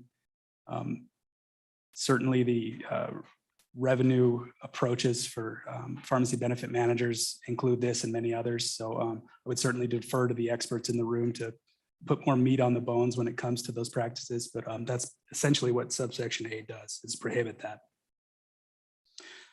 Beginning on line 8 on page 12, basically through the rest of the page, this prohibits pharmacy benefit managers from unilaterally changing the terms of a contract they have with a participating pharmacy.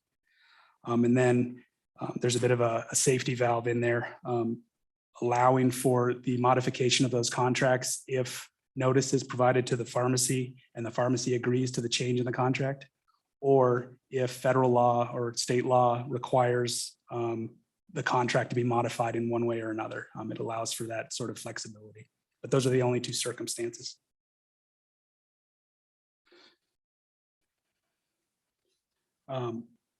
Beginning on line 2, page 13, this is a prohibition on pharmacy benefit managers from retaliating against any pharmacy for exercising any right that they have under this, under the article. Not only the pharmacy benefit managers article, but the insurance, under the insurance statutes. And then beginning on line 7 and through the end of the page, it just provides examples of the kind of conduct that would be prohibited when it comes to retaliation.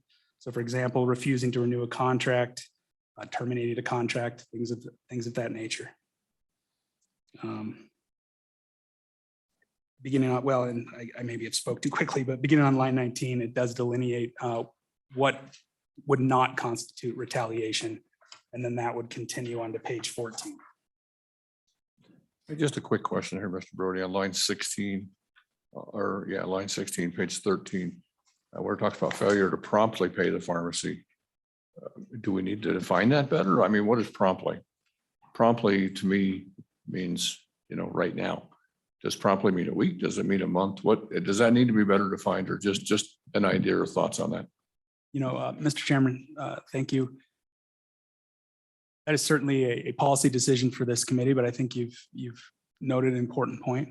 Certainly reasonable people can disagree as to what is prompt, and reasonable and unreasonable people can disagree even further. So it may be better to provide that sort of clarity if the committee feels it's appropriate. Thank you. Okay, let's go ahead and proceed.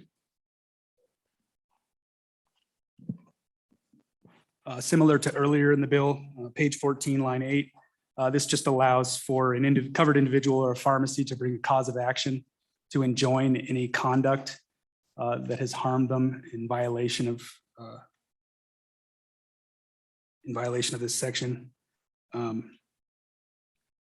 Beginning on line 13, this is sort of just a regulatory provision that allows the Department of Insurance through the commissioner to investigate PBM practices to ensure they're in compliance with Wyoming law.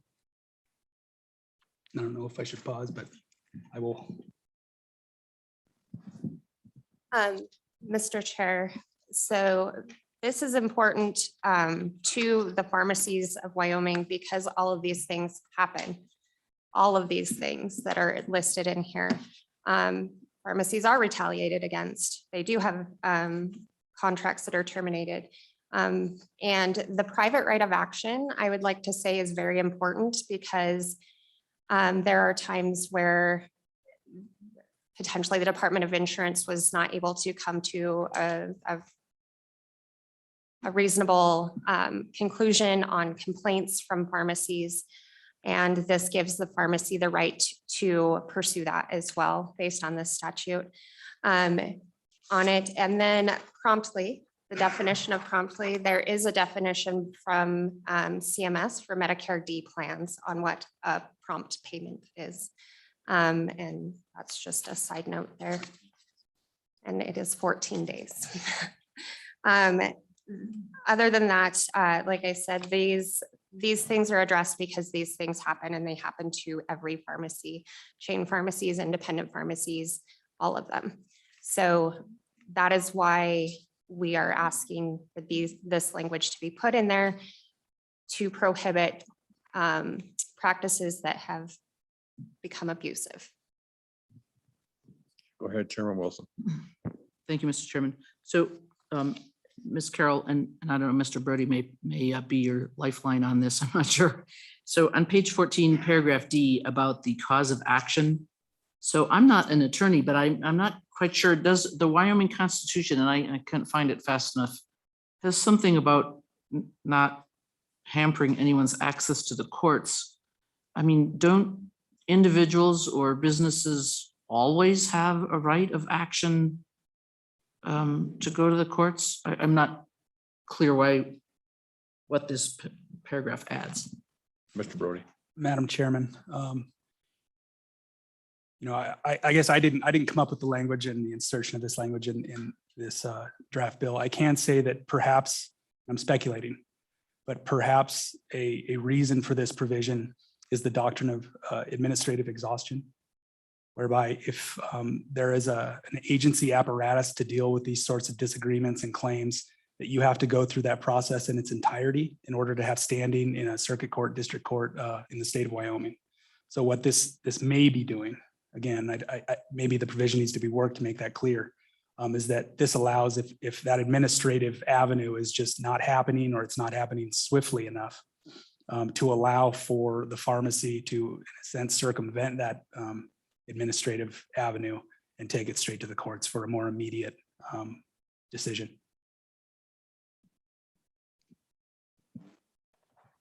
Okay, proceed. So, Mr. Chairman, moving on to page 15, this is going into current Wyoming statute and making modifications. This is in large part the same as the bill that was before this committee when we were in Casper. I think it clarifies the rulemaking authority and obligation of the Department of Insurance and the commissioner when it comes to the regulation of pharmacy benefit managers. Subsection B, beginning on line 18, is a new provision and basically just makes it clear that any requirement or obligation that is imposed under this draft bill or the statute, if it were to pass, cannot be waived through contract or the conduct of the participants when it comes to the delivery of pharmacist services.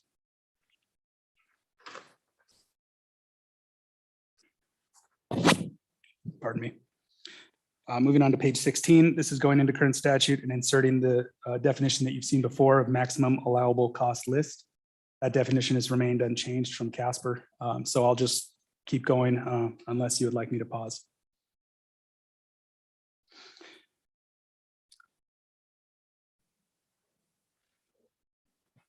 Thank you, Mr. Brody, and this might be for some of the pharmacists as well. So later in the repealers, we are repealing existing statute defining maximum allowable cost and list. And this would then combine the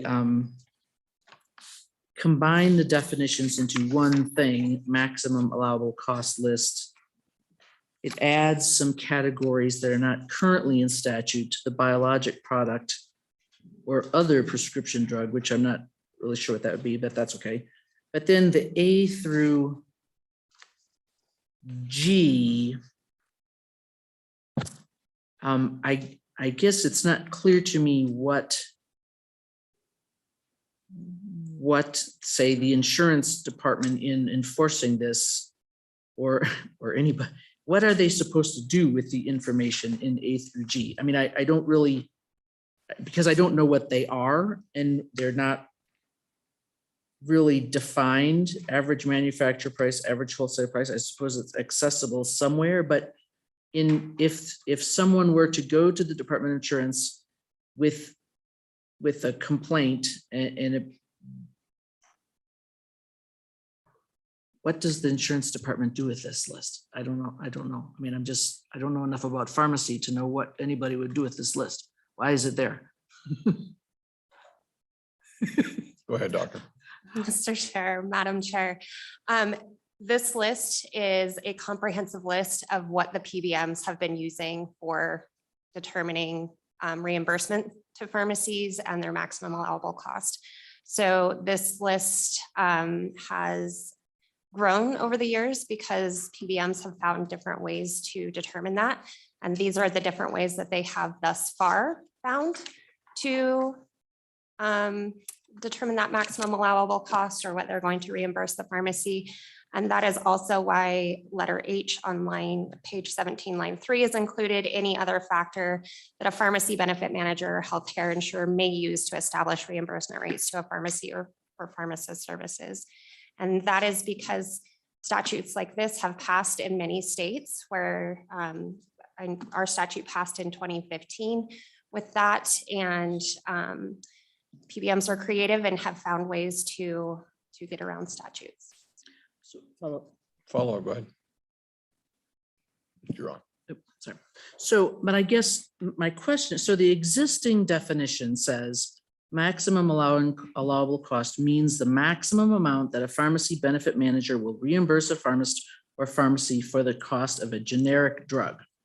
So I see that, okay, we're adding in the brand name drug as well. But I guess that my question is maximum allowable cost list includes all these things and then any other factor. I mean, is the insurance commissioner supposed to look at how the if there's a complaint, is the commissioner supposed to ask the PBM for how they came up with the price? And if they say developed it by throwing dice in a darkened back room, and therefore it's not on this list, it's therefore thrown out? Mr. Chair, Madam Chair.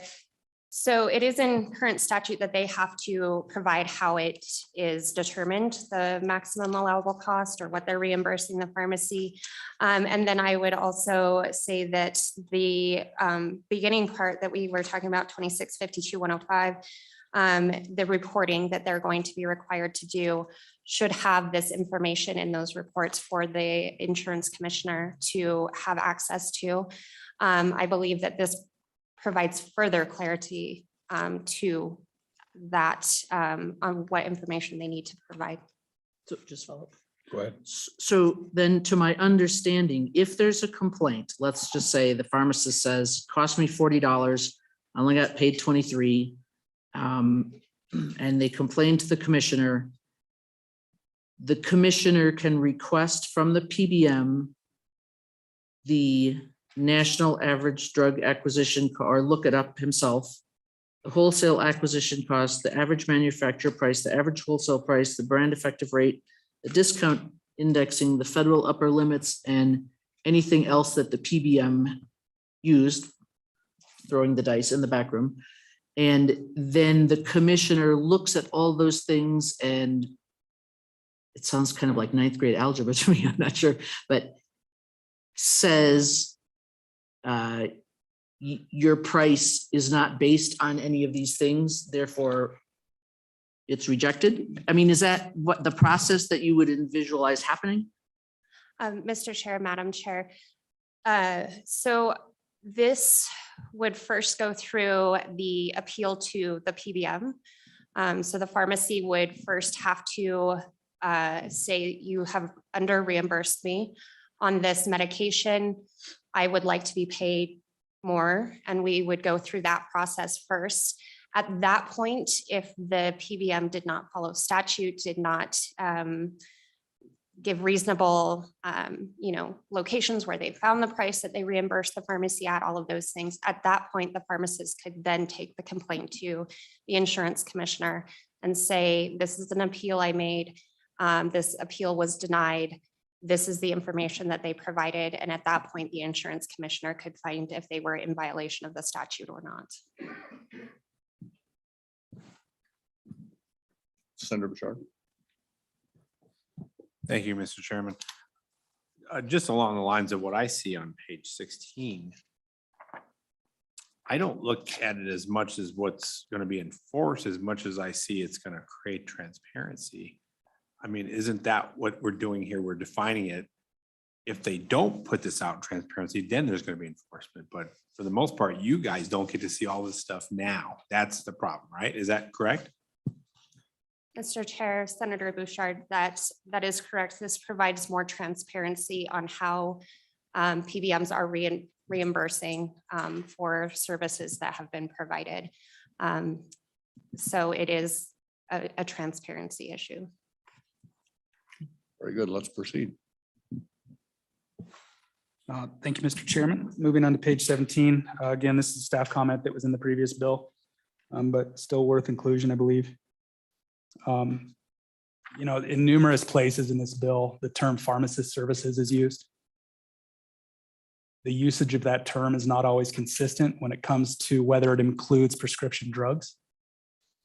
LSO certainly could have made the decision to go one way or another, but not being an expert in the field of, the delivery of pharmaceutical services, I felt it important to just point out the issue for the committee's consideration to make a determination on whether pharmacist services are something that are separate from the delivery of pharmaceuticals or this dispensing pharmaceuticals, or if that should all just be one term. A related issue that kind of just came to mind is, if you recall our discussion regarding page 9 on reimbursements and how you can reimbursements on pharmacy care can be based on patient outcomes. I don't know if the bill is clear on whether pharmacy care falls within the definition of pharmacy services or whether it should. So there's just there's some issues that probably worth some discussion, but again, just wanted to point that out. Mr. Chair. Thank you, Mr. Chair. Mr. Brody, I believe when a copy was sent, maybe it was missed, but I believe if you go to page 17, lines 13 through 17, that was supposed to be the definition that the pharmacist said that they would accept. So that could have been missed because a lot of stuff going on in the last few weeks. Thank you, Mr. Chair. Yeah, and Mr. Chairman, if that was in the directions to LSO, I can only apologize. We just, No it was an problem. oversight. And there's, again, special session was fun. What, that messed things up? Oh, Go go ahead. Mr. Chairman, this isn't later in the bill, but Co-Chairman Wilson kind of raised the issue, and I think it's worth discussing now. So if you go to page 22 in the staff comment, the repealer section of this bill gets rid of two terms that are used quite extensively. Those terms being list and maximum allowable cost. It's used those terms are used numerous times, or the term maximum allowable cost, quote unquote, is used numerous times in chapter 52. And it's used more than 10 times in 2652-104. It's used in multiple contexts. It's used in the context of pricing. It's used in the context of lists. It's used in the context of maximum allowable cost lists. Well, at any rate, the reason I raise it is that I don't know, and this has everything to do with time constraints, but I don't know if more conforming changes are necessary for 104 in order to accommodate for the repeal of those definitions and to allow for that statutory provision to function as it was originally intended. One of the things I note is that we've switched from this idea of only speaking of generic drugs to speaking to something more than generic drugs when it comes to maximum allowable cost list. So that's an issue I think is worthy of discussion by this committee. Certainly, the expertise of the people in the room would likely be beneficial in that, but I needed to raise that. But with that said,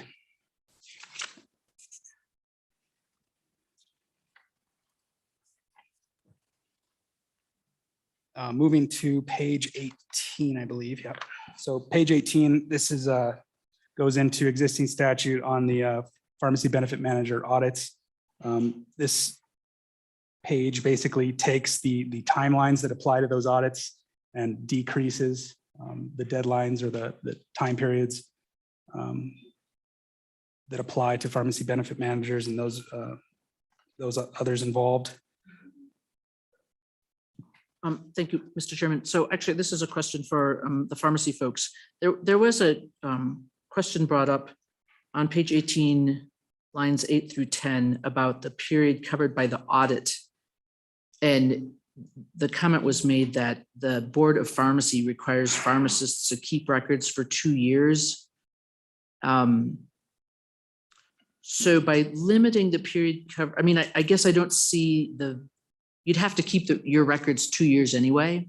So what's the benefit of having 2 different time periods as far as, you think, well, I have to keep all my records, but at least the previous 18 months, I don't have to worry about the insurer what's the benefit of amending that part there as it has been done? Could you just go over that?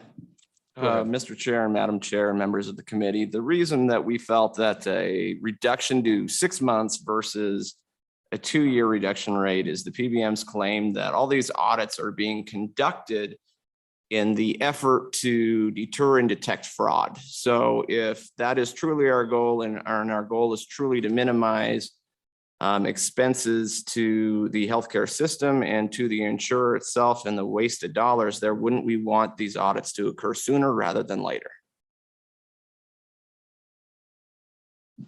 You have a follow-up in your eyes. Go ahead. Read my mind.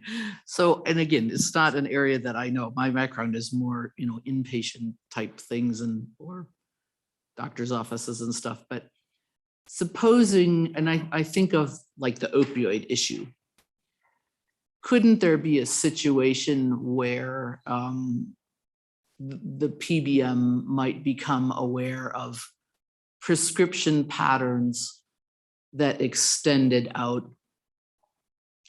A person might only fill a prescription, say once every 30 days, or, you might get a 90-day prescription. It seems to me that I guess you wouldn't get a 90-day prescription for an opioid probably, but I just wonder 6 months doesn't seem far enough, not to detect, the fraudulent claim necessarily, but it does seem like there are other issues that might come up in the course of an audit. Am I just thinking too hard?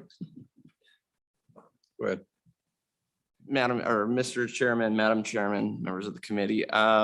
No, I see where you're heading. And I think that in terms of like a legal investigation, yes, we're going to continue to maintain those records. As a matter of fact, Medicare Part D requires that we maintain our records for 9 to 10 years.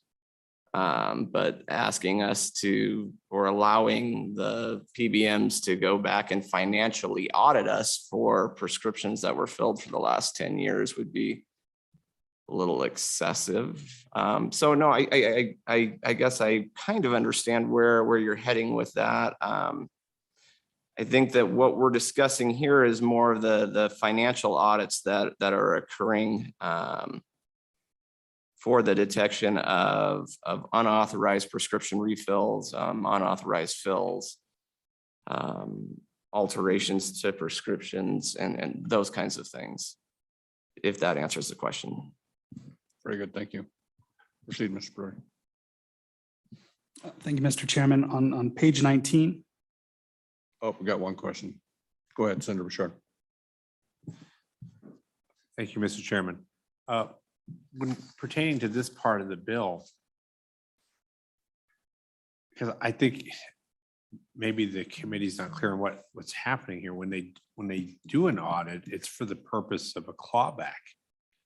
So it's not necessarily the issue of fraudulent, and we can cover that in other sections. Matter of fact, if you look at when that does happen, I think there was I just recently read a case where there was prescriptions that were done by a doctor that wasn't, I mean, he wasn't even in business anymore. It was out of the picture.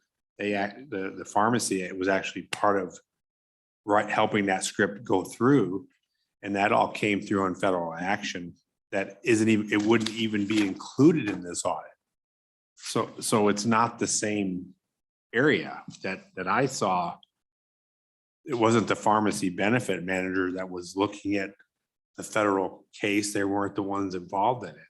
So they're two different things. Would that be correct? These are two different types of issues. If there was a fraudulent case, that necessarily isn't what this audit is for. Is that true? Mr. Chairman, Senator Bouchard, yes, that is true. The other thing I think that it's important to point out is that these, with these audits, they are targeting high dollar prescription items for the purposes of claim reclamation, and not all of that money, if even some of it, necessarily goes back to the insurer. It's kept by the PBM. Thank you. Okay, proceed, Mr. Brody. Mr. Chairman, so picking up on page 19, line 4, this is inserting a new paragraph 12. And basically what this is providing is that if there's a contract between a pharmacy and a pharmacy benefit manager that specifies a period of time within which a claim can be withdrawn and resubmitted for reimbursement, and that time expires before the delivery of a preliminary audit report, that the PBM has to provide the pharmacy an additional 30 days after either the preliminary audit report is delivered if the pharmacy is not going to pursue an appeal, or 30 days after the conclusion of the appeals process, if the pharmacy does indeed opt to appeal the determination. So it's kind of just dependent on how the pharmacy wants to approach the situation. Moving on to page 20. So this comes into play if a maximum allowable cost appeal is denied. And essentially, if the national drug code provided by the pharmacy benefit manager is not available at a price that is below the acquisition cost of the pharmacy through a pharmacy wholesaler, then the pharmacy benefit manager has to adjust that maximum allowable cost. And it has to be above the challenging pharmacy's acquisition cost, and it has to permit the pharmacy to reverse and rebill the claim. So that I read this provision to basically be an escape valve to allow for or to encounter or adjust to those situations where the cost of the pharmacy was above what the pharmacy benefit manager reimbursed, and then go back and they can rebill for the services and the drugs that were delivered. Go ahead, Madam Chairman. Thank you, Mr. Chairman. So again, this is more for the pharmacists in light of my later to be proposed amendment. So,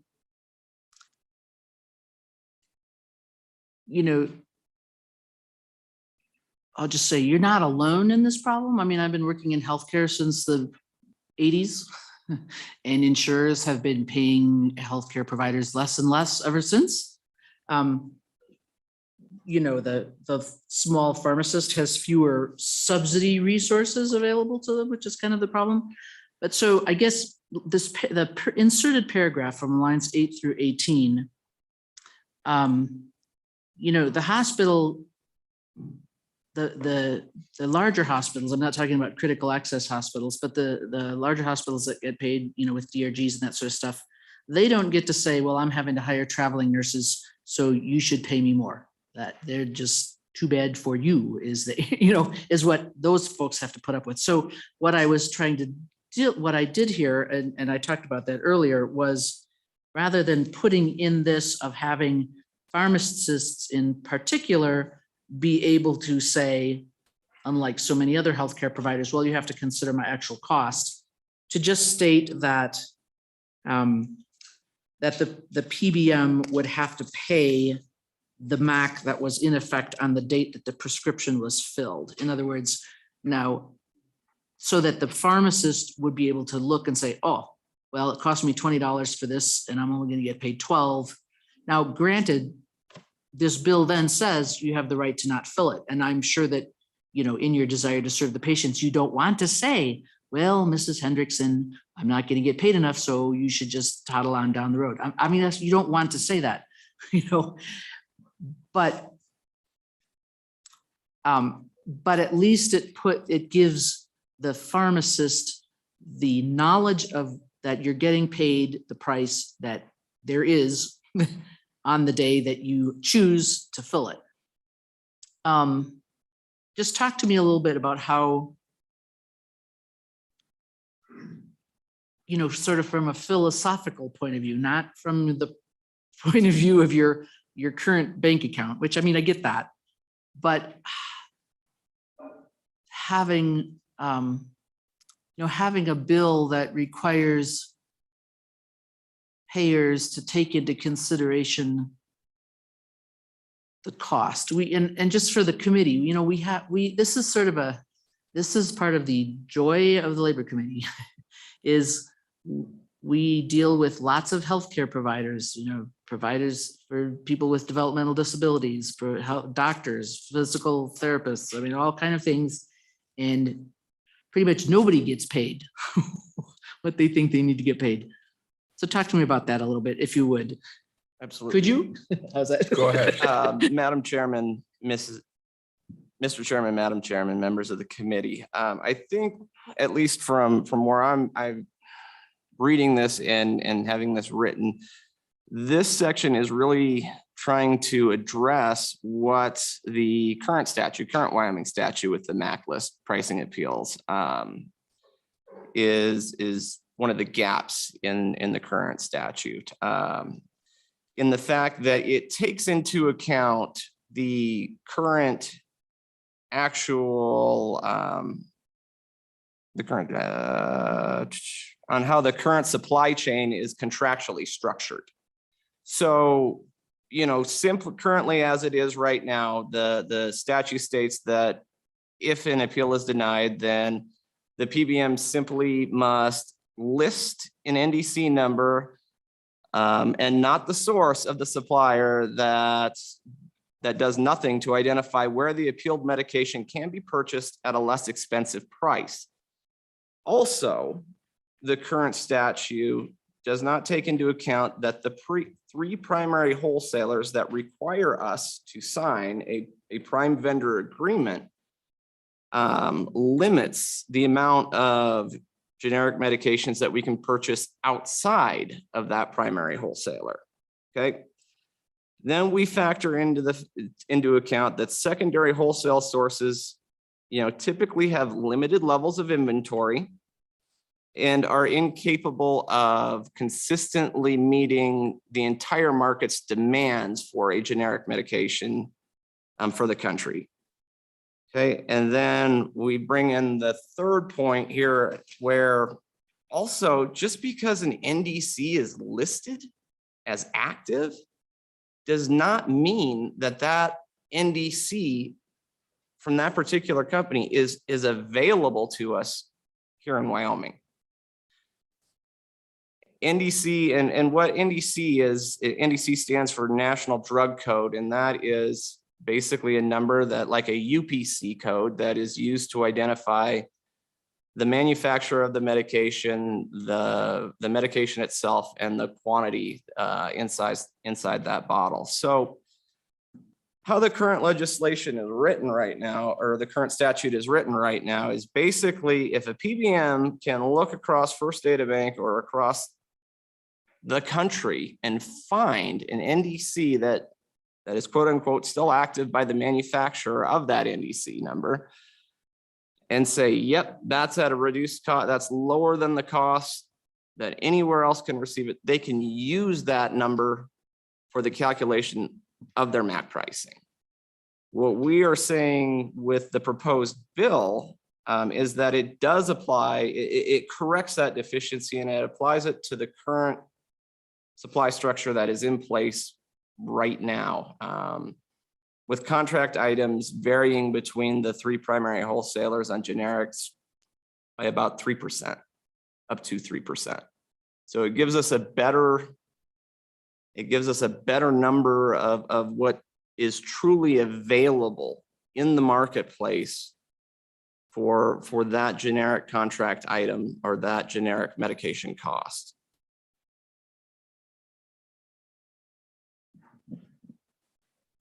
That didn't answer your question, Madam Chairman. Not really, but that's. Okay, it's a start. It gave you something to think about, correct? Okay, Mr. Brody, let's go ahead and finish his last couple pages. Page 20, picking up on line 20. What this new subsection J, what it does is it requires reimbursement of a pharmacy in the state at the same amount as a PBM affiliate. And then it specifies how that amount is to be determined, and it's on a per unit basis, and that's on the top part of page 21. And then the new subsection K was just alluded to by Co-Chairman Wilson, but a pharmacy can decline to provide the pharmacist services to a patient if the cost for delivering those services exceeds the reimbursement.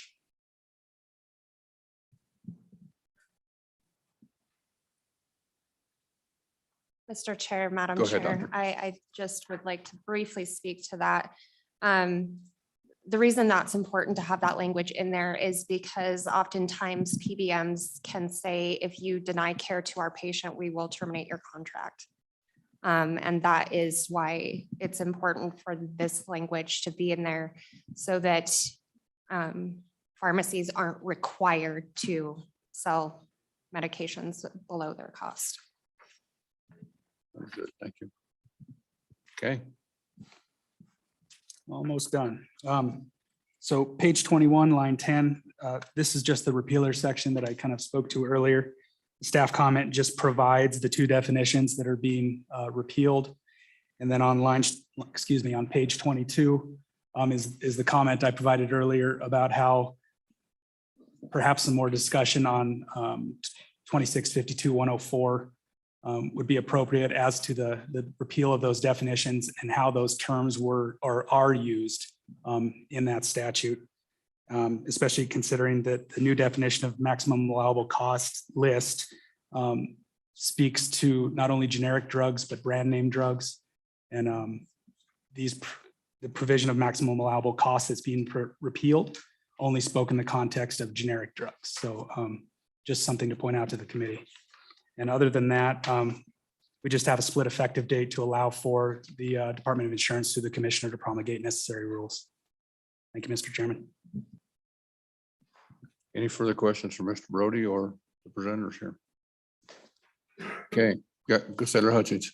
Just a comment. I know Mr. Brody did not expect to do this with this bill, but I just want to say I thank him for taking the time. He did a phenomenal job with the experts on the bill. So thank you very much. Compliments are always accepted. Okay, go ahead, Dr. Metz. Mr. Chair, the pharmacist on the maximum allowable cost list, we actually recognize that that is a generic pricing mechanism. It isn't for brand names or biologics. So we would ask the committee to update that language and take out brand name drug. Biologic products are kind of interesting because they don't have generics per se, but equivalents, and that's into the weeds. But anyways, this is a generic drug pricing mechanism, not a brand name drug pricing mechanism. Co-Chairman Wilson, go ahead. Thank you, Mr. Chairman. I have a question about that too. I should have just run over during the weekend. On in that definition on page 16, line 7, it looked to me in, I guess there's not only Dr. Google, but pharmacist Google, right? Which can probably lead us astray. It looked like that perhaps a definition would be a generic drug or a brand name drug that has a generic version available. Would that be even better, or is that extraneous? Do I understand it?